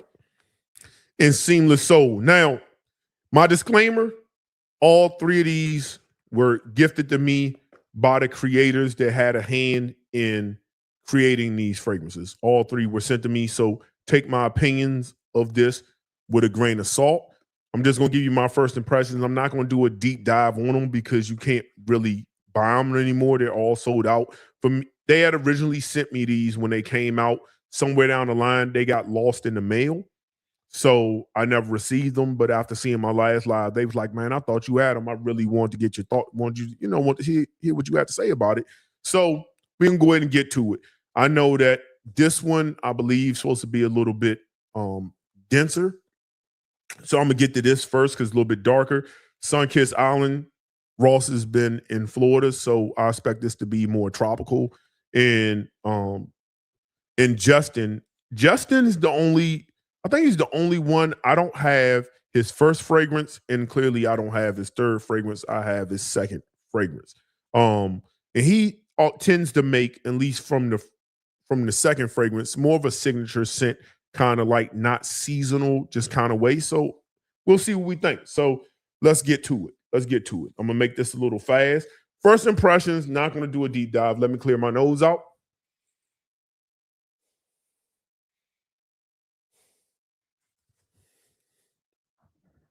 Okay.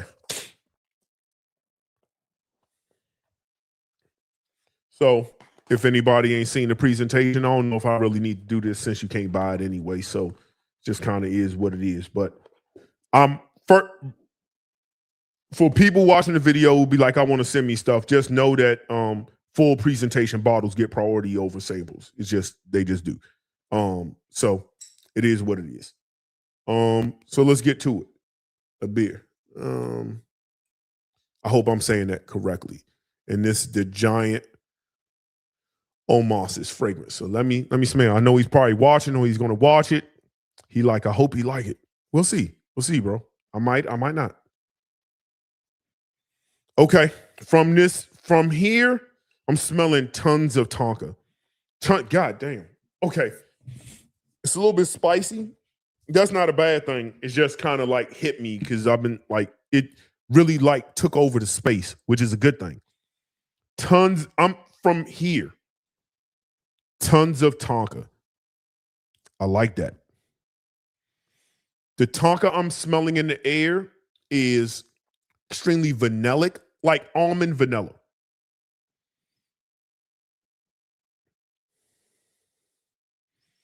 Some woods. All right. It's warm, sensual. I wish I would have had this during the wintertime. This could have got some burn because it's not like, it's like teetering on gourmand, but not. I feel like there's vanilla in this as well.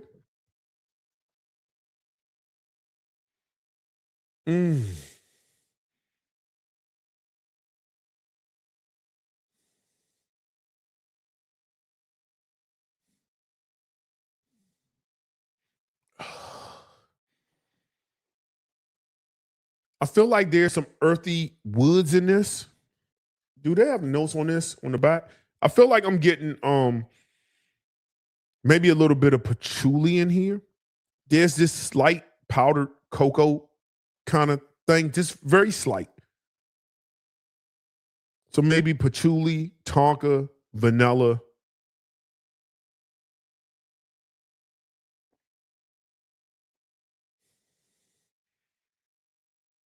Ooh.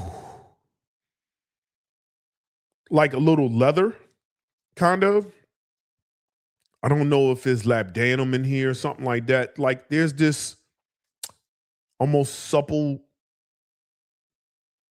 leathery kind of thing, tonka leather kind of thing happening from on my nose.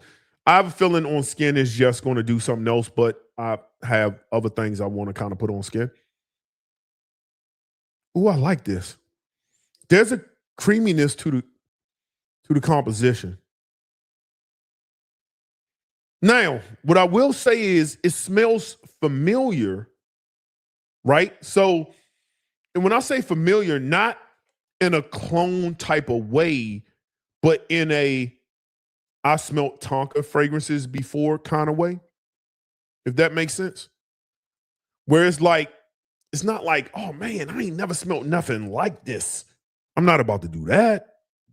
But it's really, really, really good. But it's familiar. It's not Fev. It's not a Fev kind of Tonka. Maybe a little bit of Tonka Imperial, maybe a little bit. Slight from Guerlain, maybe. It's been a minute since I smelt that fragrance. It has this almost Guerlain kind of thing going on, like their private collection kind of thing going on. Like kind of vibes I get from fragrances like Queer Beluga, Oud Nude kind of thing. Rose might be in here. There's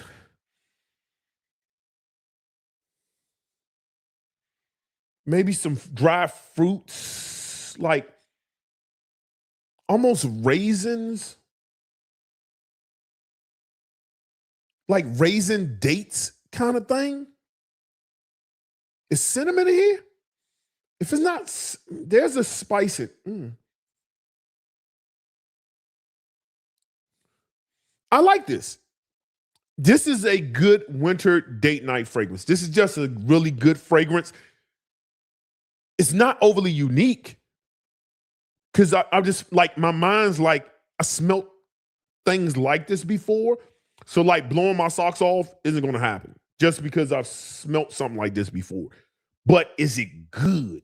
Yeah, it's good. And it has some power to it because when I sprayed it, I can smell it here. Vanilla, tonka, maybe a little bit of patchouli, some dry fruits, a hint of leather, like supple leather. I don't know if that's a combination of an accord that kind of made maybe a little bit of labdanum with the patchouli, with the vanilla kind of like almost the way Queer Beluga kind of wears for me. Yeah, I can't wait to wear this. If it's cool tomorrow, I might wear this on skin.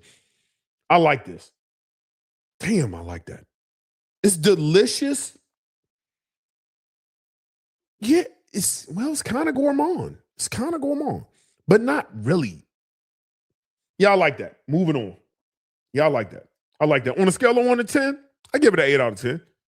I give it an 8 out of 10. It doesn't pass the like uniqueness smell. Like, oh my God, I never smelled nothing like this before. If it did, then I would. But I feel like Tonka fragrances, I feel like this is a Tonka dominant fragrance, at least on paper. But I like that.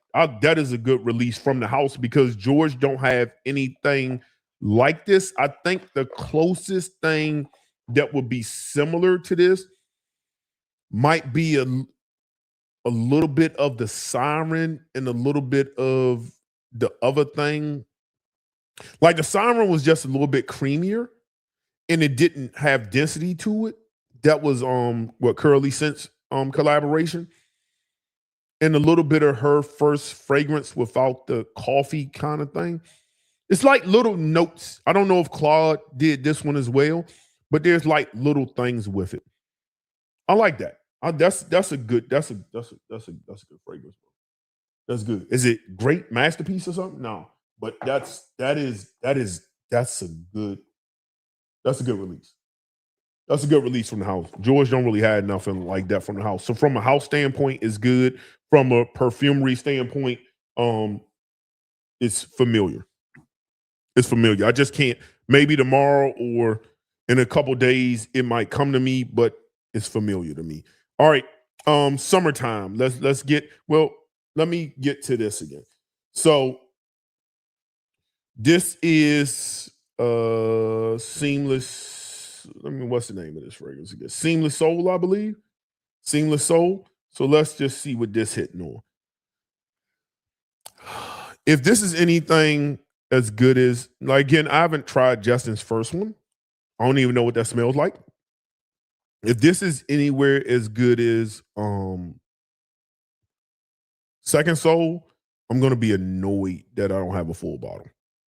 I might be annoyed. We'll see. Holy smokes, I'm annoyed.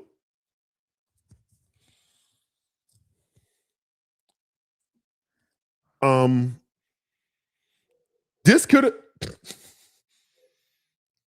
apple. Like in luggage, I just smelled like 3 apple fragrances. It's giving me a little bit of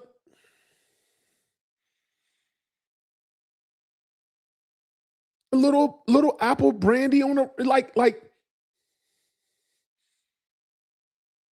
All right, so I'm getting crisp apple, green apple, not Granny Smith, a green apple. That's very juicy. So there's a note in here given that apple texture, like a sweet, juicy apple. Could be citruses supporting it. Apple off the rip. Damn. But it's kind of cooling. So I'm getting that apple cardamom thing that apple brandy on the rocks gives me.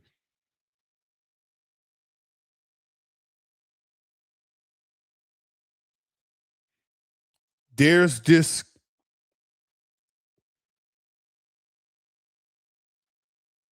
signature scent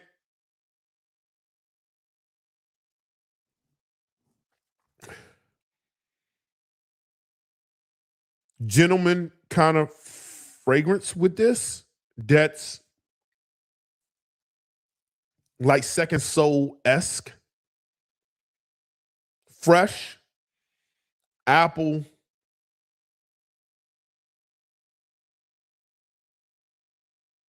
with a hint of like soapiness with it. Like it's just like clean, just clean.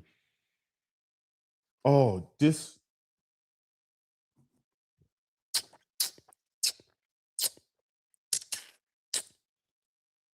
Yeah, I kind of wish I had a bottle of this. I ain't gonna hold you. Not that it's like, because I just smelled all these other apple fragrances. Not that it's like, damn, that's good, bro.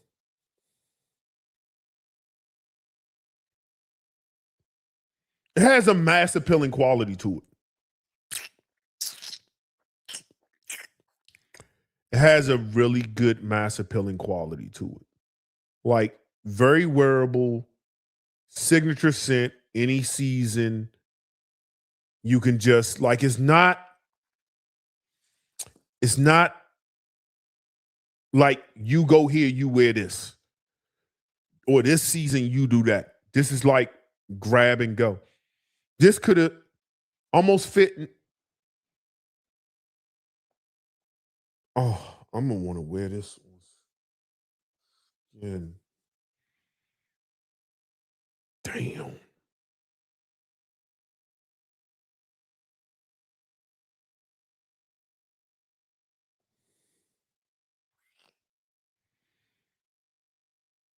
Yeah, the app, it's perfect for this season. Perfect. I don't know what the longevity is going to be on this. It smelled like it had a little bit of legs to it. Damn. That's You know what's funny is like based on things I see Omos make or buy, this smells very Omos to me.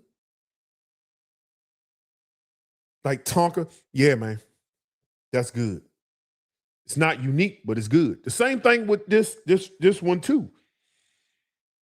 Like it's just that apple, that is a really good apple note. Wow. Wow. Um, I kind of got other things I want to put on skin. Ain't no point in me talking about it. Y'all can't buy it. But yeah, I'll say this. I'll say this. I wish I had a bottle. On a scale of 1 to 10, I give it an 8 out of 10. I give it an 8 out of 10.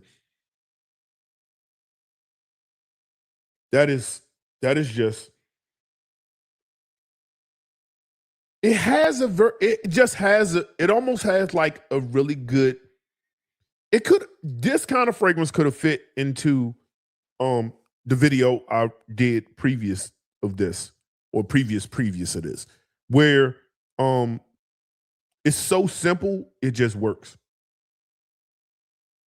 And when I say so simple, like it's not that it's not has complexity to it because I haven't put it on skin, so I can't speak to that like I could on the other ones.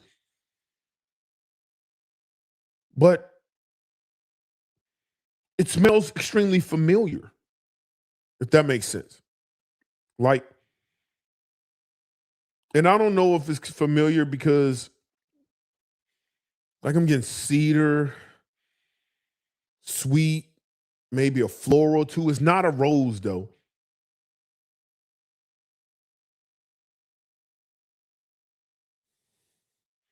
A little green. Wish I had a bottle of that. I wish I had a bottle of that. I ain't gonna hold you. I wish I had a bottle of that. Just cause that's like that could have been in this list where it's like it's good, it just works. It has a pedestrian somewhat feel to it. It's not like overly per se complex. Again, this is me smelling it on paper. But I like that. I like that. I like both of those. They just really familiar, if that makes sense. They familiar. I smell like I kind of smelled them before in some capacity. Moving on. Last one, Sun-Kissed Island. Let me clear my nose out.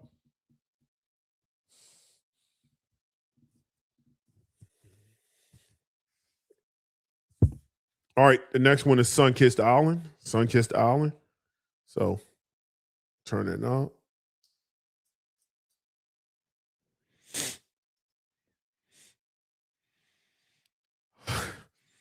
Beachy, beachy,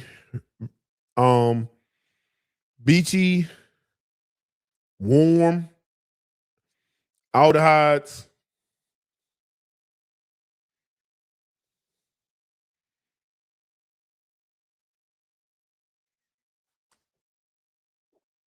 Yeah. Very ooh. So one thing I'm enjoying, again, anybody who's had Zarov hasn't been the best known for like great longevity. Like some of my favorites, like Citrine, would rank higher if the opening didn't fall off a cliff for me. Ross's Business Over Pleasure would rank higher, but that's like in and out because I like that Palo Santo iris thing that was going on, but it was so soft that was almost like a gem scent for me. It needed just a little bit of just a little, because it wore soft, and because the way Palo Santo wore, it was almost, I don't want to say forgettable, but it just didn't stand out enough for me to like revere it, if that makes sense. Because I love the Palo Santo iris thing that he had going on, but it's just everything was soft. Everything about that fragrance was soft. His last one, which was, I can't think of the name of it. I have to look it up. That was like very amped up. different, almost like Dior's. It's like incense, iris, woods. It's kind of what Evening Mystique, I believe is the name of it. But it had this green herbaceousness to it. This one, like for somebody who has beach fragrances, like this is a great, like for those who remember when I did that like top 50 vacation kind of fragrance, this is a vacation scent. All of these I really want to put on skin. I just have on skin reserve for something else. And because you can't buy these anyway, I've already spent almost too much time on it, but I want to do, damn. It's familiar again, but keep in mind everything I own. It's beachy. You can feel the heat. You can it's like solar. I don't want to, yes, it has an outer hit thing to it, but I would almost call that accord solar because I can almost feel the heat of it. There's a creamy texture to it, which I'm sure is coconut because it has essence of suntan to it, but you have this bright lime coconut kind of ginger spice.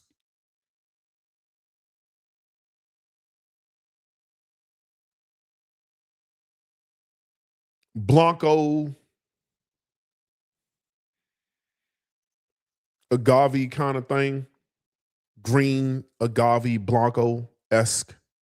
Not more of a reposado, more of a good Blanco like Don Fulano. If anybody had Don Fulano, something like that, or G4 has a really good Blanco where it's like citrus heavy. That's nice. But in my mind, it's like floral, solar, citruses, spice, woods, green, a bit. Yeah, I believe talking to Raw, I believe it was tequila, so I kind of get the Blanco thing as somebody who has a whole bunch of tequila on the shelf back there. I get it. Yeah, nice. I feel like there's a familiarity to it, but that doesn't make it bad. Another one, good release, 8 out of 10.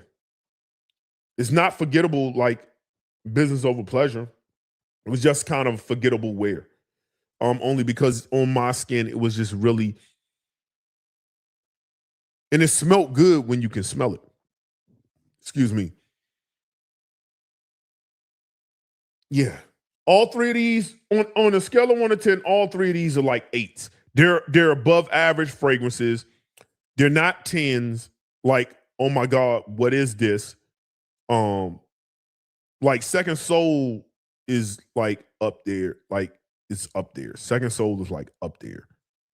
Because that was extremely unique. You almost got to be unique to be up there to a certain degree. Or bring something a little bit different. All of these are familiar. You know, you got Tonka, you got this apple, easy to wear, grab and go fragrance with seamless soul, very good. And then you have this beachy citrus tequila thing with Sunkissed Island. Yeah, solid releases. I'm glad I have 2 bottles. Upset I don't have the other one. Great releases, guys. Great releases. I wish I could have spoke about these when they were out, but that's the way the cookie crumbles on that. So with that being said, I'm done with that. All right, moving on. Put this over here. All right. What do we have left? The House of Xerjoff. What time we at? 2:19. Is that 2:19? Yeah, that's 2:19. The House of Xerjoff.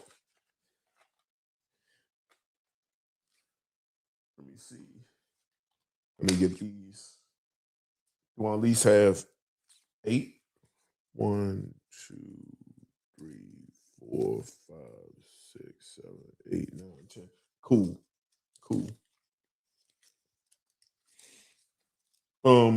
Before Xerjoff, I'm going to go ahead and I don't think I'm gonna make this a separate video. I don't know. I'm gonna discuss it like I will, but I just don't know if I'm gonna do it. This is gonna be I'm gonna do Roja's Serenity blend. Just because I don't know if I want it or not. I mean, we'll see. So I'm gonna do this really quick. I'm not gonna take too much of a deep dive with this. But I will kind of speak on it as a separate video. In the event I do want to do a quick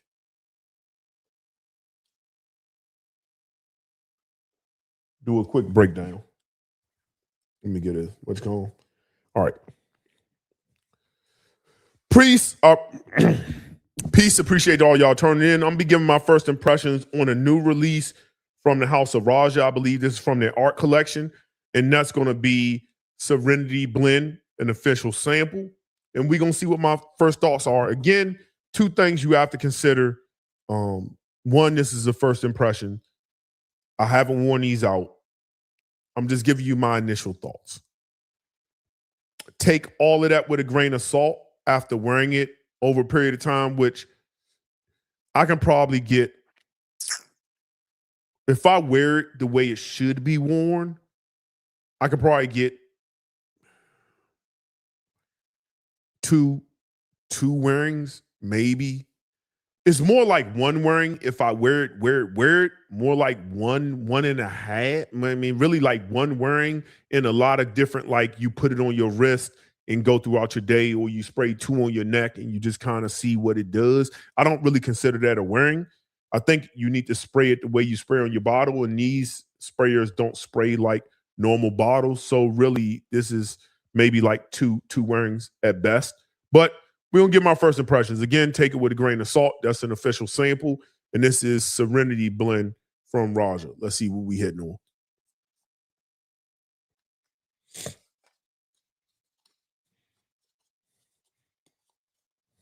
Soapy, floral, jasmine, magnolia, I believe tea, herbaceous, floral, powdery. Yeah. Ooh. So this is more, so anybody who's Roja did tea at BG, that's more of a black tea kind of fragrance. This is almost more green tea.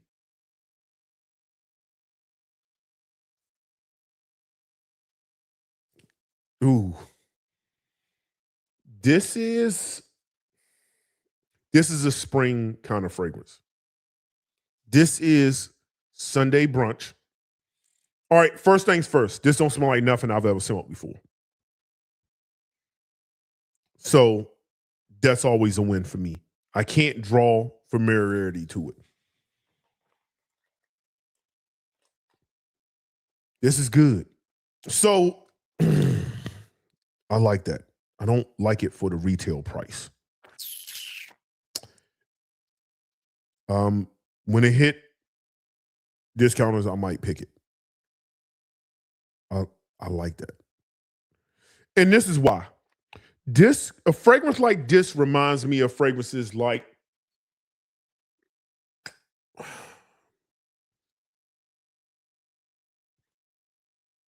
certain MFK fragrances.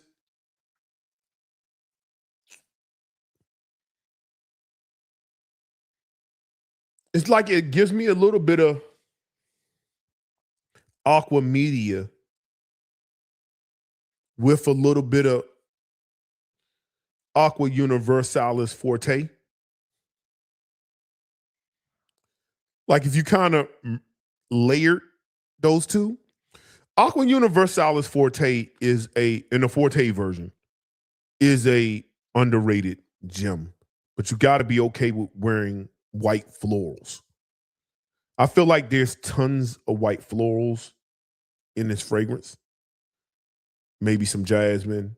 Any white floral, jasmine, could, I don't get orange blossom. Could be jasmine, could be a little bit of neroli. Could be magnolia. It's like white florals. This is green. It's soft, slightly powdery. I feel like there's some musk in here. So you get this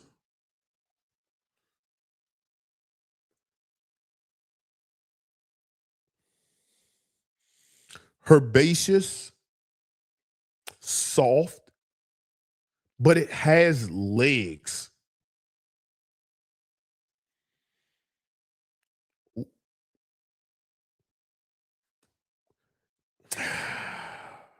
This was not in my bingo card. And I know when Aaron, yes, I'm from the DMV. So it's Ern, E-R-N, Ern. But for everybody not from the DMV, it's Aaron. But it's Ern.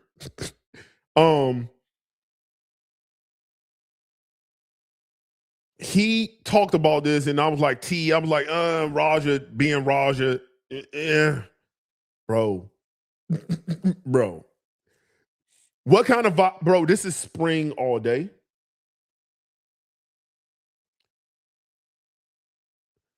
This is brunch, rooftop vibes. This is downtown DC. This is Central Park. This is daytime festival. For the young, this is unisex. So for the young girls or guys in the DMV, if you're going to the bullpen, daytime party. This is daytime party vibes, outside daytime party. This is cookout. This is, I'm going to get a bottle of this. I'm not going to get a bottle for retail. Hopefully it will hit. What's the retail on this? Oh, I like this.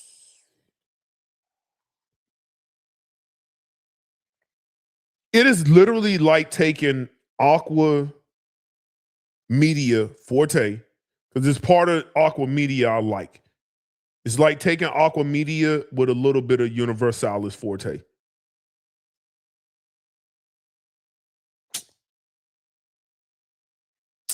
Yeah. Stand by.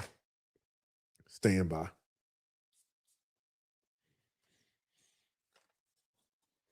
That was not on my bingo card. I just knew I was going to hate this. I was ready to completely dump on this. Oh yeah, bro. Oh God. I can just, bro, oh, this is my vibe, bro. And there's this tons of tea. If you like tea fragrances, and that's why it's not giving me like Wulong Cha.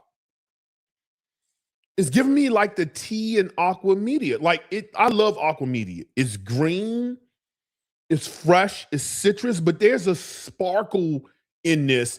It must have aldehydes because there's a fresh sparkle in this fragrance. It's like carbonation, if that makes sense. It's like carbonated. Like that when you pop carbonation and you be like, and you sip it like a ginger ale, that like this spice, this fresh, effervescent, sparkling spice carbonation. And then you have these beautiful bouquet of like soft florals, yellow florals. Oh, God. This is unisex.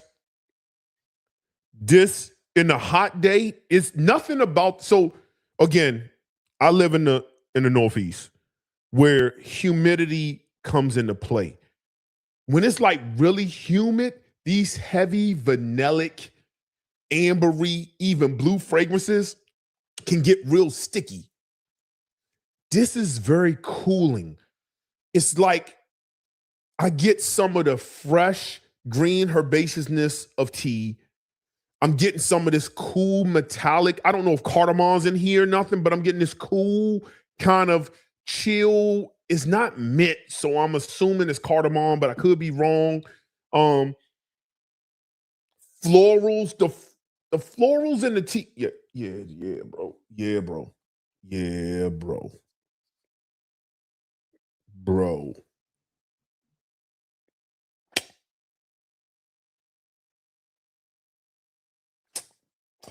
That was not on my bingo card. Let me see how much this costs.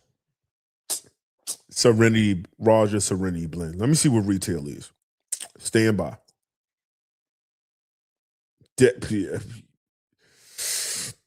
Yeah, man. If you know how to really put that shit on when you step outside the house, if you know how to really put that you know how to put that on when you step outside the house.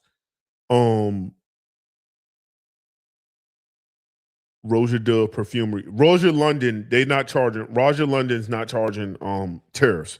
So it's easier to get it from Roja London if you have to get it because it's tariff free. $450. Oh nah, bro. Nah, bro. I'm not. This is not in my bingo card, bro. So okay. Bergamot, lemon, orange, jasmine. So jasmine was in here. Let's see, Kubella. So that's that lemon thing. I think a lot of people using this particular note. I wonder what this. I've been seeing this note in Boudicca use this note in their last lemon fragrance. That not Defender, that other fragrance. Okay, her bases. Okay, so rhubarb, chamomile, magnolia is in there. There you go. Jasmine, violet, gardenia. So it has the florals. Then you have ginger, cardamom. It says black tea, but to me it's more green tea than black tea to me. But that's just me. Has mate tea, so maybe it's more mate than black. Cashmere wood, sandalwood, coumarin, tonka bean, vanilla, musk. This is absolutely damn. Damn, that was not expected. $450 though. I'm not trying to fade that. I'm not trying to fade that. I need a hook up on that. Yes. $275 is kind of where I want to be with that. $275. That's kind of where I want to be with that fragrance. $275. $325 on a good day. $275 to $325. I'm just going to wait. If I got to wait 2 years, because this is going to be part of the art collection, so it's not going anywhere. I'm going to be patient and wait.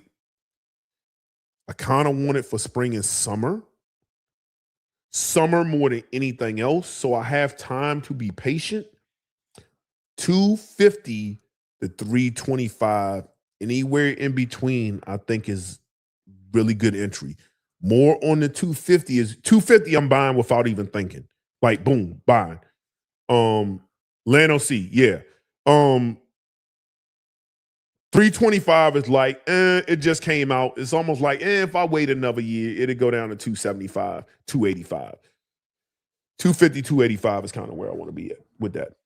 Kind of. That's superb. Okay. All right. So that's my thoughts on, I don't know how I'm going to edit this because I did a lot of thoughts and rambling. I'll figure that out. I don't even know if I'm doing a singular video.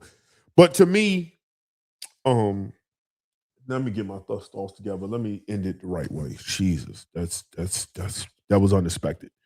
I was not expecting that. All right. So those are my thoughts on my first impressions, my first initial thoughts. Again, I haven't let this war down. I haven't let it develop any. So, but that's my thoughts on Roja Serenity Blend. To me, this shocked me. This was unexpected. I did not expect that I was going to like this. This is floral, green tea to me. I know it says black tea in the notes, but I get more green tea to me. It's floral, little powdery soft, fresh,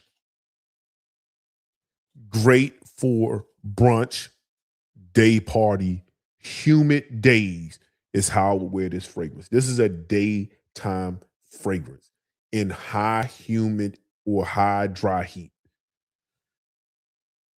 Day party vibes. That's what this is for.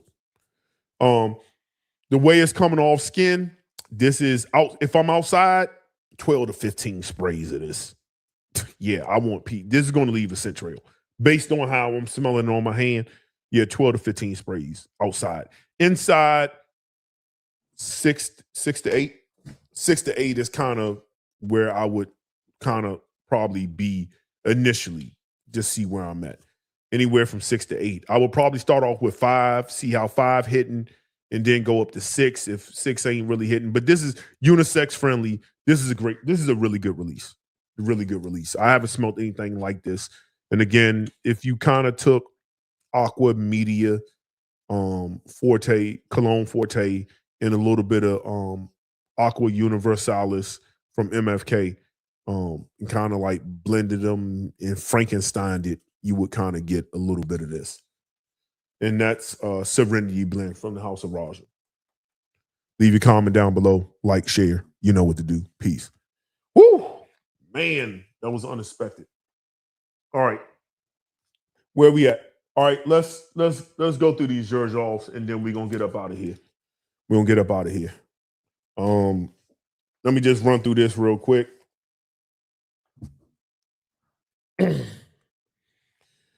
All right, let me see.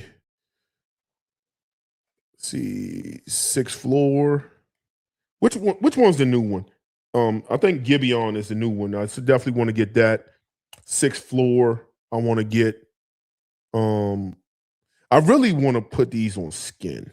If I'm gonna keep it a buck with you. Duran.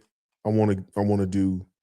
I feel like the sketchbooks, just because of the time, I feel like the sketchbooks, 70, 13, and that's another Duran.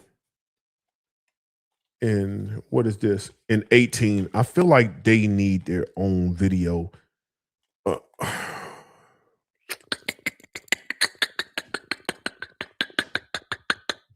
Lenosa. All right, I'm just gonna. That's a lot in 30 minutes. All right, y'all rocking with me. Anybody want to hang around? Hang around. For those who got to roll.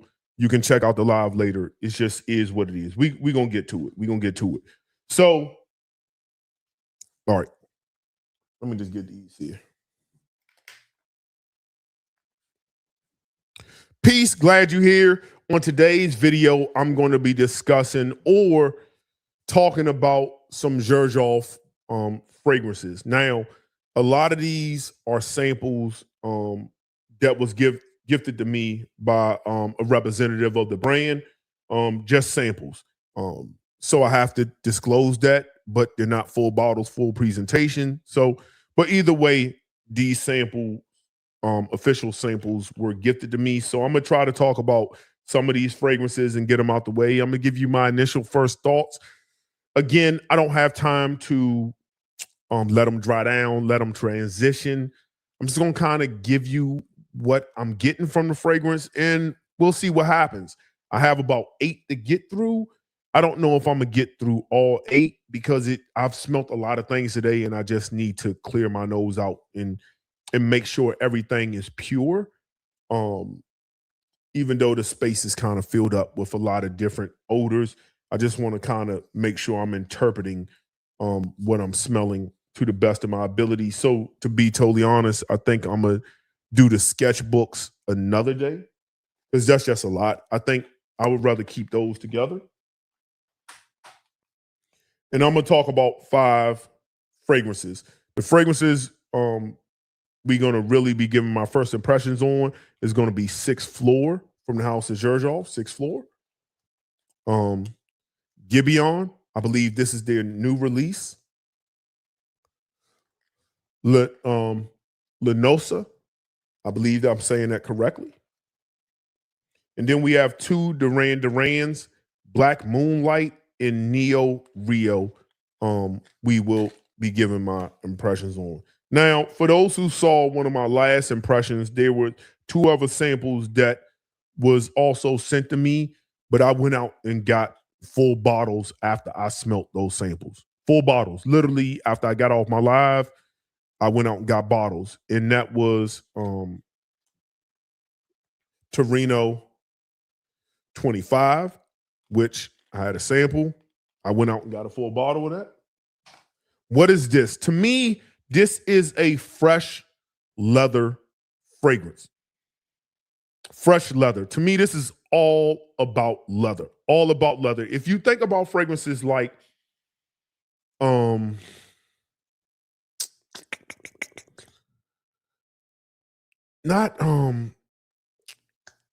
trying to think of the name from Wilhelm Perfumery. If you think about fragrances like that, I believe you get notes like bergamot, leather, some woods.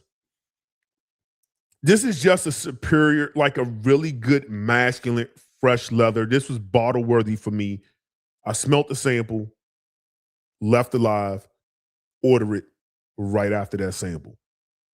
Stunning release. I like this. I like this a lot. It's just a gentleman.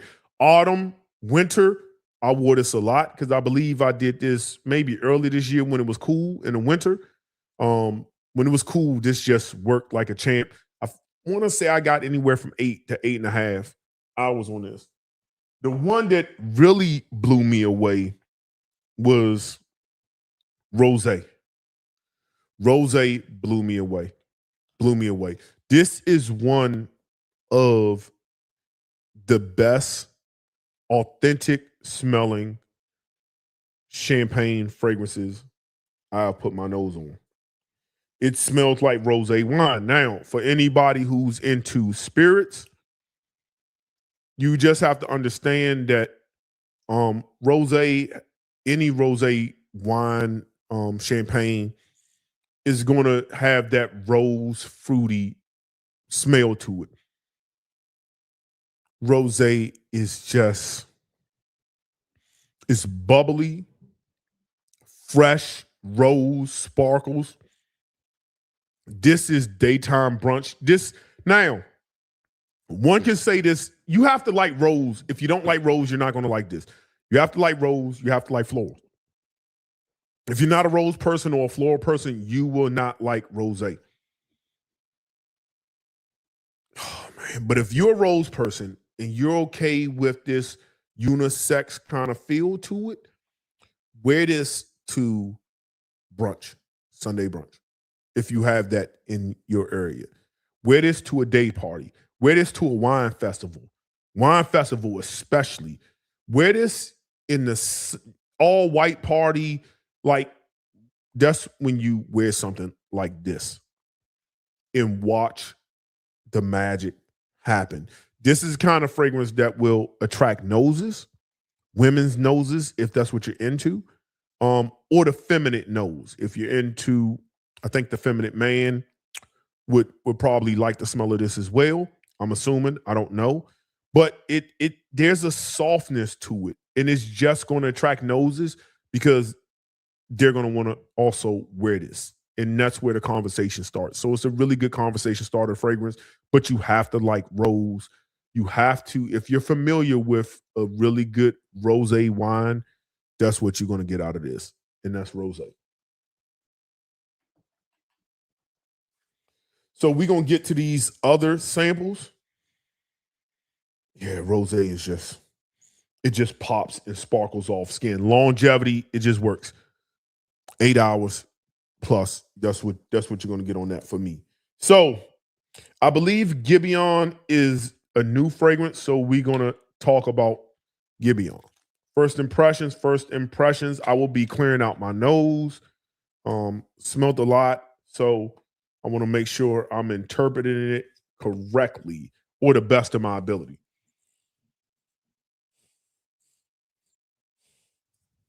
For those who have been here, you know I smelt a lot of things. So again, take these first impressions with a grain of salt. But let's see. Gibeon.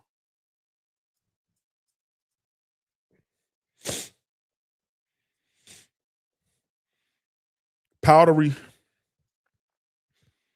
orris, maybe a little bit of violet, some florals, very powdery, very soft, almost aldehydes.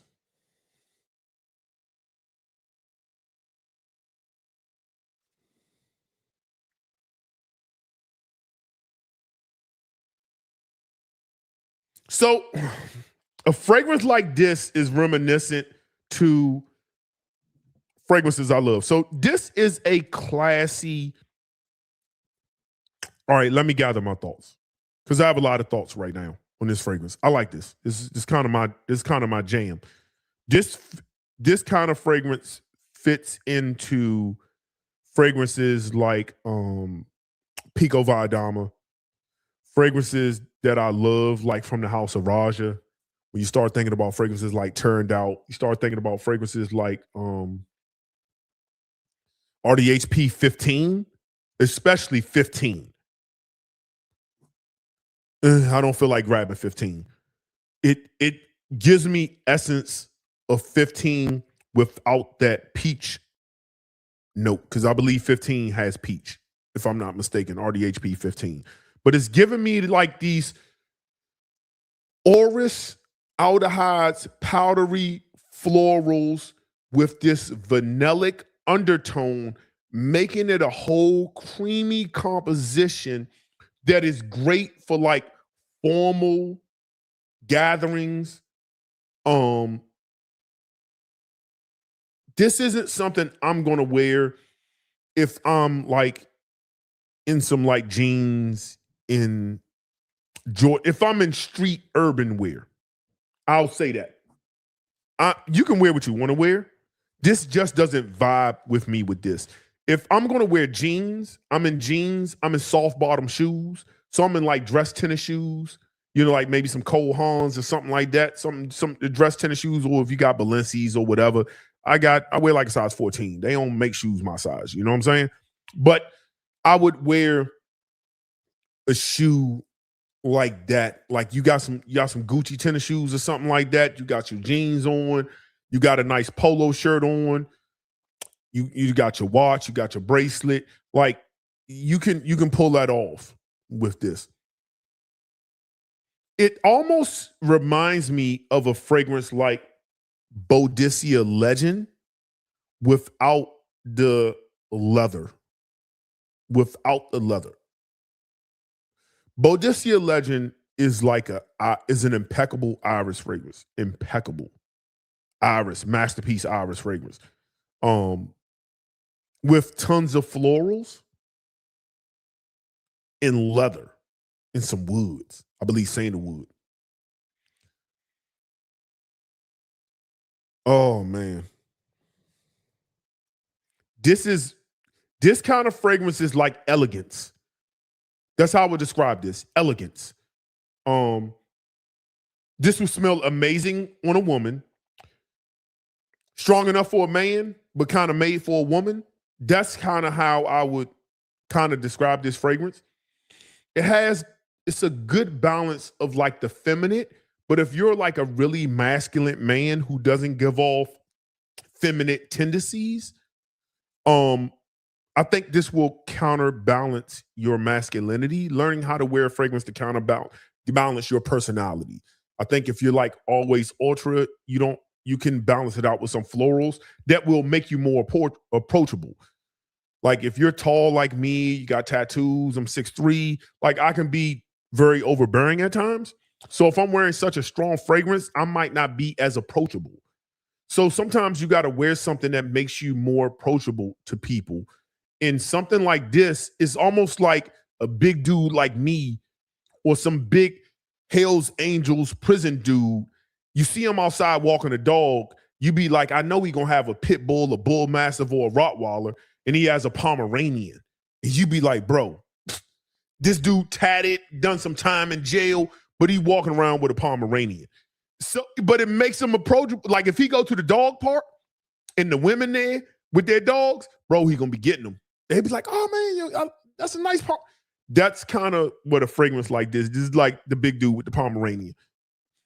It's like shocking, but and this is on paper. I like this.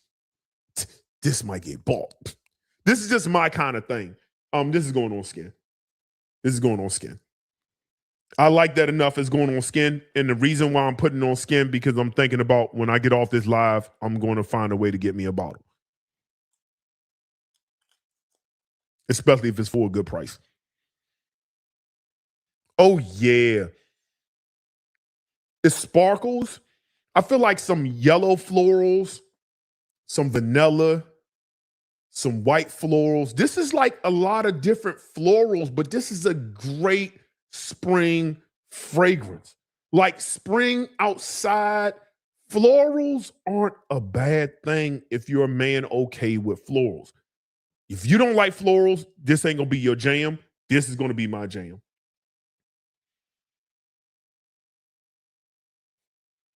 Yeah, Gibeon, I like this. 8.5 out of 10. So much so that when I get off this live, I'm going to see how I can acquire a bottle of this. Yeah, this is bottle worthy for me. Just because it's my jam. Again, I like fragrances like RDHP 15, Sheep Extraordinaire, Turned Out, Pico Viadama, Boudicca Legend. Shoot, I'm trying to think what else. Like Me don't really fit in that category. That's more like a rose. Trying to think what else. Did I say 15? A little bit of 20. RDHP 20 as well, except for 20 is more citrus heavy. 15 is more floral, so this is why it reminds me more 15. Some woods, maybe some sandalwood. Oh man, let's look at the notes on this. I'm impressed. Because I think when I got sent these, I believe I looked at the notes. It's been a minute, and I was just like, I'm probably not gonna like this. No, I'm extremely impressed. Let me see what some of the notes. Yeah, so I was right. It has elements of Pico Viadama in it. Like I believe Pico Viadama has that cinnamon in there. Has neroli. It's very Chanel. It's very Chanel-esque. Very Chanel private blend, Roja's Teared Out-esque. That's sandalwood, I called it. I wouldn't have called the Tonka. The musk, of course. But this is all about orange to me. This is all about and did I say patchouli? Yeah, man. Damn. Yeah, this is gonna have to find a way to hold on.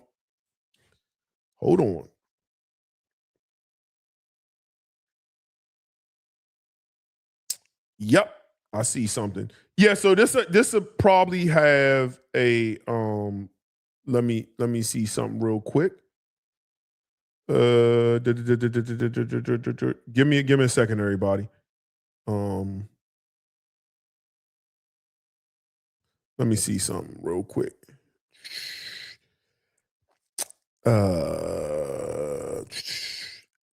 Bear with me.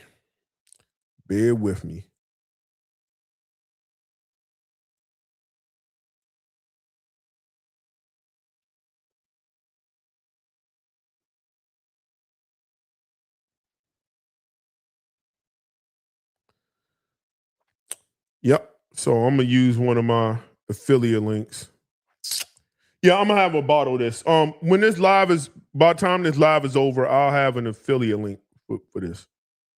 Yeah. If y'all want to show love, y'all can wait till I put that up. Yeah, I like this. Yeah, that's gonna get bought. Yep, that was not on my bingo card, but it was a good bingo card. Moving on. All right. Sixth floor.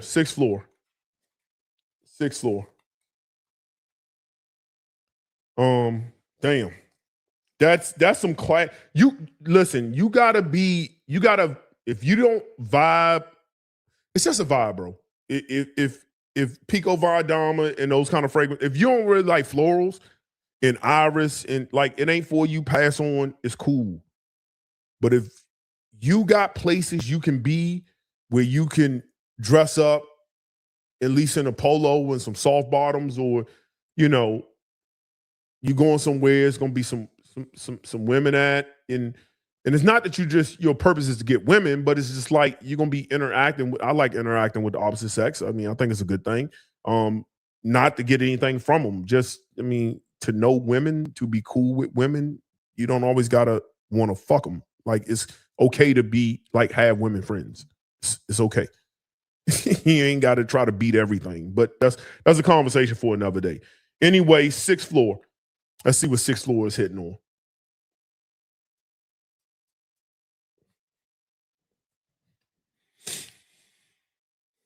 Oh, sixth floor got some. Okay, it's nice. It's interesting.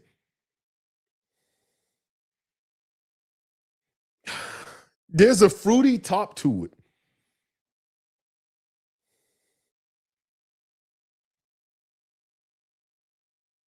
Oh man, that almost needs to go on skin too. There's this freshness.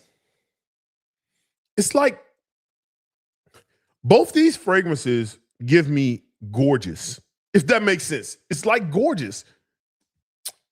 You know what I mean? It's giving me like, you know, Ric Flair, you come out in a gown kind of, you know what I mean? You come out in your fur, and you know what I mean? Like really Ric Flairish kind of thing when you pull something like this off. Like you're extravagant. Um, it's beautiful. I don't know if it's for me per se, and I can be androgynous when wearing fragrances. I just think it's so beautiful. I think I want to smell this on a woman. Yeah, I feel like tuberose is in this. There's this almost bubblegum nature. Is that tuberose? Bro, it gotta be tuberose. And anytime I smell tuberose, I automatically say I want to smell that on a woman. Tuberose is just one of them kind of things, like rose, tuberose. Yeah, no, I'm about to look this up because there's a note in here. I feel like there's jasmine and tuberose. We'll see. I could be wrong, but there's something in here that's kind of Yep, nail on the head. Jasmine, jasmine tuberose. That's all I'm getting. I don't get maybe all right. I like the blood orange. Okay, eucalyptus might have been what's throwing me off. I like the blood orange ginger things going on. I can see that now that I'm looking at the notes. But I really, off of my skin, it was all about jasmine tuberose. It was all about jasmine and tuberose. I don't get that. Maybe in the dry down, the chocolate and stuff will come in, tobacco.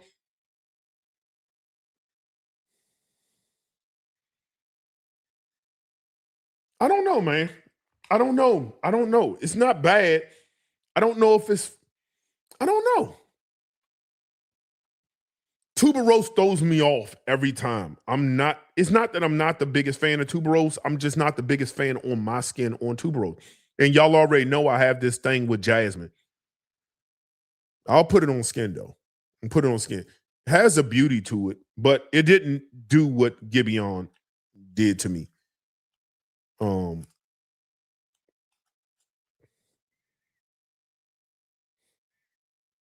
Okay, the citruses are coming more. This all right. So it's a pro and con from paper. On paper, the mid is really showing up. Tuberose is really showing up. In the sweetness of, so jasmine has a lot of different nuances. It can be sweet, it can be indolic, it can be a little green, can be creamy. That's what I get on this paper. On my skin, the citruses come up, but the tuberose is there, but that jasmine's like really indole on my skin. And I don't really care for indole. Not my cup. It's hard for me to get with the indole. And then with the tuberose there, I don't know, bro. I don't know.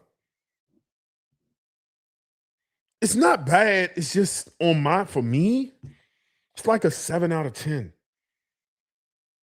I'm gonna have to let it dry down because I would love to see what that chocolate patchouli kind of thing happens.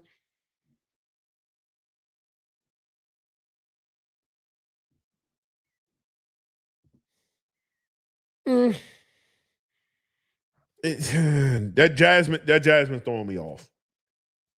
Sorry, is it that that jasmine's throwing me off? I got it. I'm putting that. That jasmine's throwing me off. Damn, so much potential. I like it better on paper.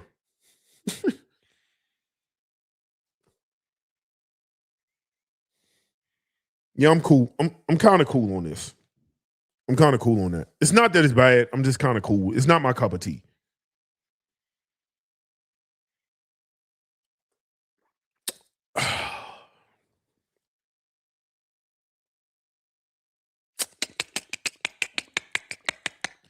How do I do that here? I don't think I can do that while a live is going on. For anybody think just give me a minute. I would like to get a little bit of credit for it, but give me a minute. But yeah, Gibeon is bro. It is it is now it has left. Remember how I said it's very similar to like legend and stuff on paper? Yeah, true.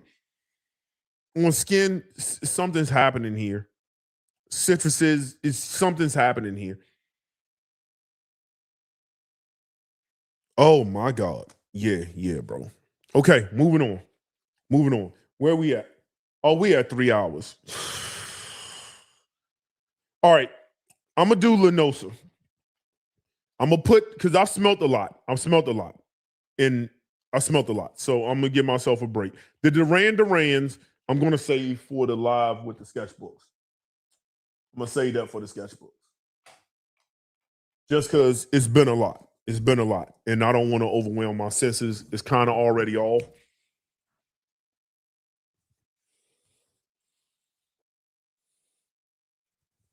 But I'm gonna do this last one and then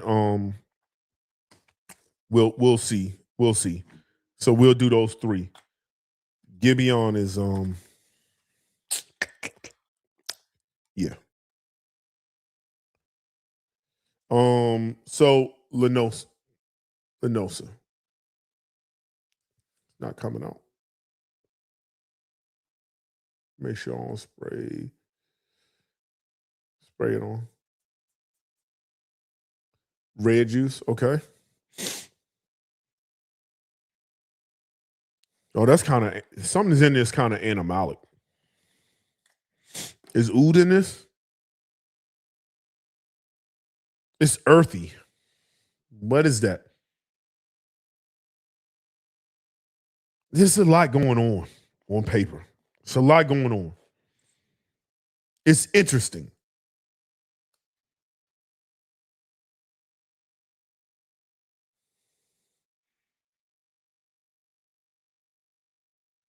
Uh, there's something very like uh, Lenosa has. I feel like I'm getting some oud. I'm getting some funk, like some Cambodia. Because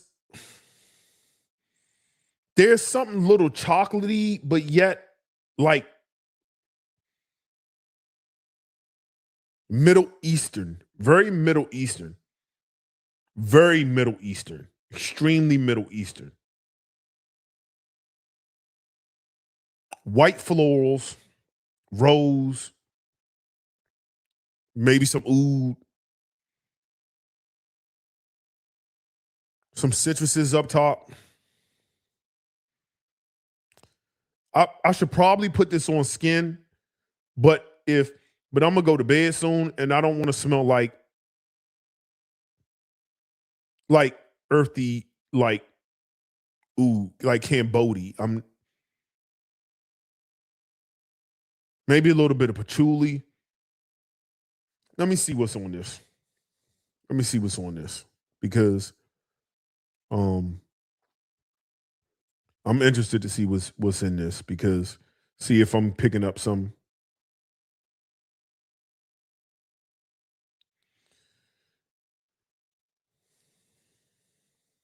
Yep, oud, definitely oud. So the citruses is neroli. Yeah, it's very. So the tobacco Haitian veteran, yeah, it's like super earthy. Let me see what the comments is. How do I feel about this? I don't know if this is really my cup of tea. I don't know if it's bottle worthy for me. It's like super Middle Eastern, so it's like really like earthy, slightly animalic. Um, but I feel like it's using like literally Cambodian oud. I feel like because it's earthy, but there's this ambery kind of chalk or like Thai oud, maybe. It's like Cambodia was Thai. It might be more Thai. Was patchouli in this? No, it's not. Um, yeah, man. It's like super Middle Eastern to me. I would put it on skin, but this isn't. But I'll put it on skin, not on this. Not on this. I don't. Hell, why not? Where did I do? I'll put it back in the box. This just isn't my cup of tea. It's a good fragrance if you're into like. We'll see. Let me put it on. I'm only putting one spray because I hope this not a scrubber. Because it also has like tuberose, it has cypriol. Like I just don't want it to be. Oh man, yeah, it is super earthy, bro. Yeah, I'm not in the mood to smell something like this.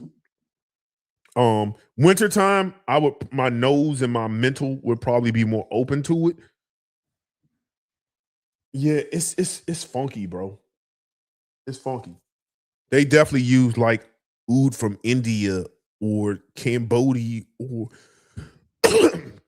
yeah, they use some authentic oud in this.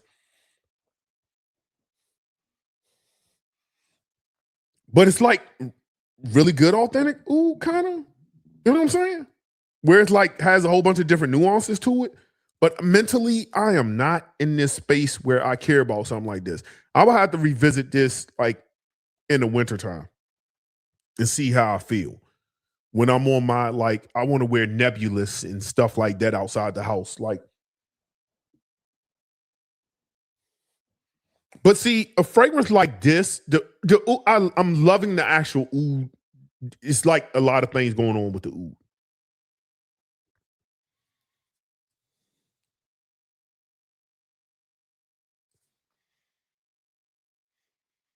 Oh, sixth floor changed on me.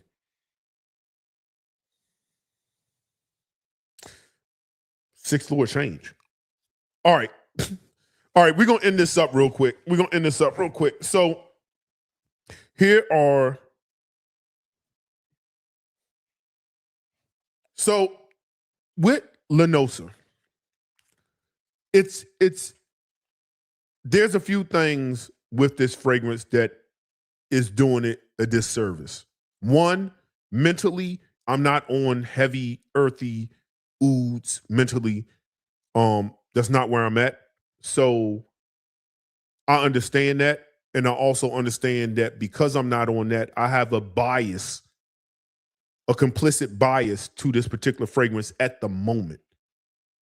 I understand that when winter roll around, I might change my mind on how I feel about this fragrance. That's one. That's one. I'm fully aware that my bias is coming out right now. I'm fully aware that I have a bias because I just don't want to smell something like this right now. So I'm fully aware of that. So take that with a grain of salt as the viewer. So that's one. Two, this is not the kind of fragrance in like a lot of like really, really good oud fragrances that you necessarily want to spray and stick your nose into. You want to wear it and just kind of just wear it and let it do what it do. Because as I'm letting it do what it do, there's a beauty in this that aligns with things that I have and I like. It aligns with things that I have and I like, partially from the house of Boudicca. It aligns with that, very much so.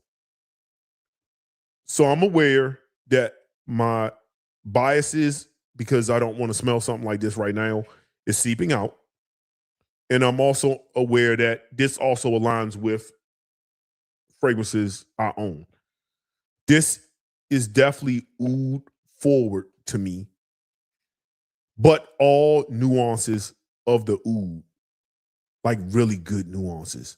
Earthy, slightly leathery, slightly chocolate undertone thing.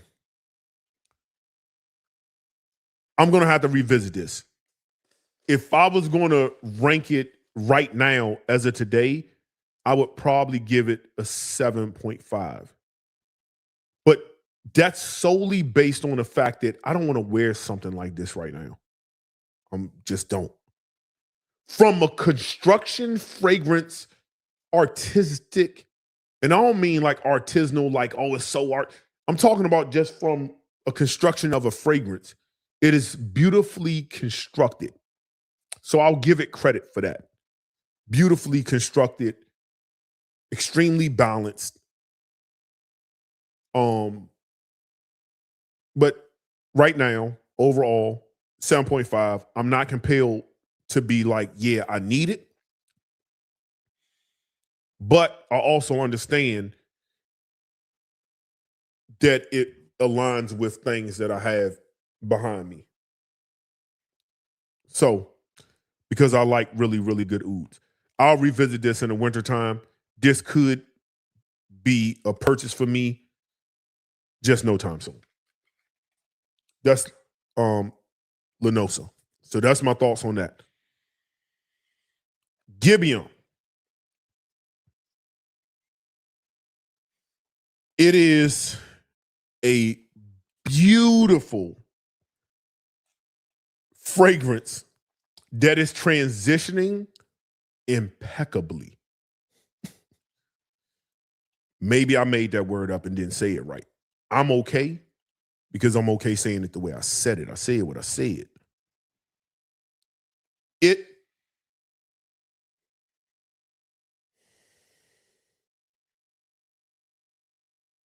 Yeah, man.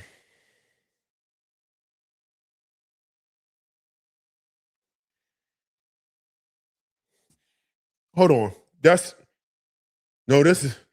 is Gibeon. Yeah, man. It is. Yeah, because that's the rosé right here. That's Gibeon. Gibeon is, to me, if you took a fragrance like Boudicca Legend, for those who haven't smelt it, it is a beautiful iris fragrance. One of the best iris fragrances I probably own or put my nose on. One of the best, but it's floral. White florals, yellow florals, iris, leather, sandalwood, woods. This gives me that, but strips it down and does other things. This is Gibeon is a must for me. Places that I will wear this is day party, brunch. I love the floral aspect of it. I love the orris aspect of it. It makes it very elegant and classy and refined. To me, Gibeon is an 8.5 out of 10. For me, if you don't like florals, you're not going to like it. Don't run out and blind buy it. Please don't. Please don't. I'm going to have a bottle next time I do a live. I'll have a bottle. Sixth Floor. Sixth Floor is one that just transitioned on me.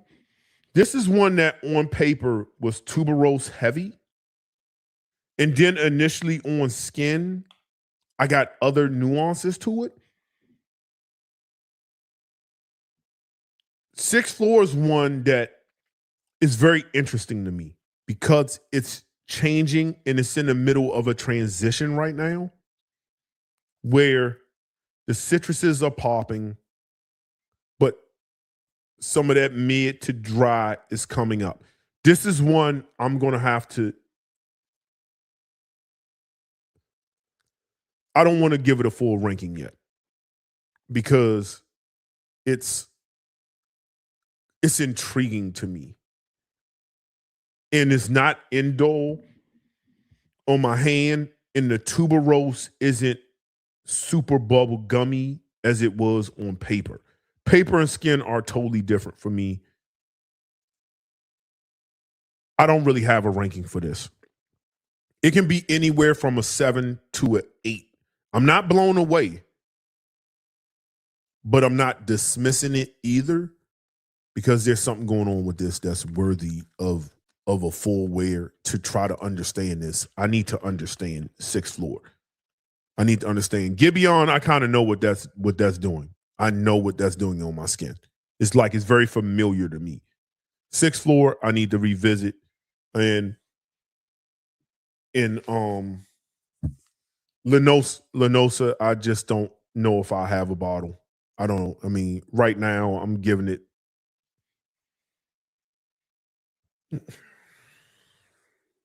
6.77 out of 10. I'm not in a rush to get this. I'll revisit this in the wintertime. So with that being said, I appreciate y'all watching my first impressions on 3 Xerjoff fragrances. Leave your comments down below if you own any of those. Peace. All right. Now we're going to read the comments, and then then we'll end it up. If y'all go ahead and go ahead and roll out. This has been a long live. So Sixth Floor is an exclusive. Oh, so that means I gotta pay at Harrods. Ew, I might not have Sixth Floor. I get the tuberose. I don't get the tobacco, and I'm really not getting the oud. If I'm be so you said Sebastian was a fan of Gibeon. Gibeon is. You said Gibeon Lenosa comes in 100, beautifully crafted, 24 karat gold bottle. How much is that bottle?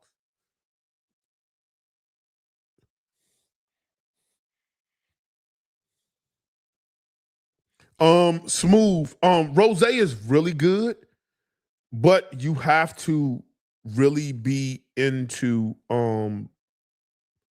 you gotta really be in the rose. You gotta be in the rose. You have to. If not, it ain't gonna work for you. It ain't gonna work with you. So with that being said, somebody said Sixth Floor needs skin. Here is exclusive. People checking in. Yeah, everybody saying put it on skin. I associate an amber oud, dusty and powdery. Yeah, I associate it with Legend and RDHP 15. Yeah. RDHP 15 is gorgeous. I like going to bed in that. Those florals and yeah. All right, let me end this live because I need to buy Gibeon as soon as I get off this thing. So anyway, Gibeon, a link to that will be in shopping if you're going to the shopping section of this. With that being said, listen, man, I appreciate all y'all tuning in. This was a long live. This was late. This was 3 hours. For those who hung in, I appreciate it. For the replay gang, appreciate the replay gang. For those who really don't want to hear me ramble and go through all of this, I'm going to try to. I just have to watch this video over, do timestamps, and then sit down and then edit, all while doing schoolwork and everything else. So bear with me. But a lot of these videos will be like 3, 4, 5 separate videos that will get produced and chopped down, shrunk. A lot of my thought process won't be into those videos. So that's where you got to watch the live to really see how I'm feeling. You will get a condensed version of that. So replay gang, everybody, I appreciate it. It's been 3 hours, man. Enough talking. Go to bed. Peace. Appreciate y'all. No music. Out.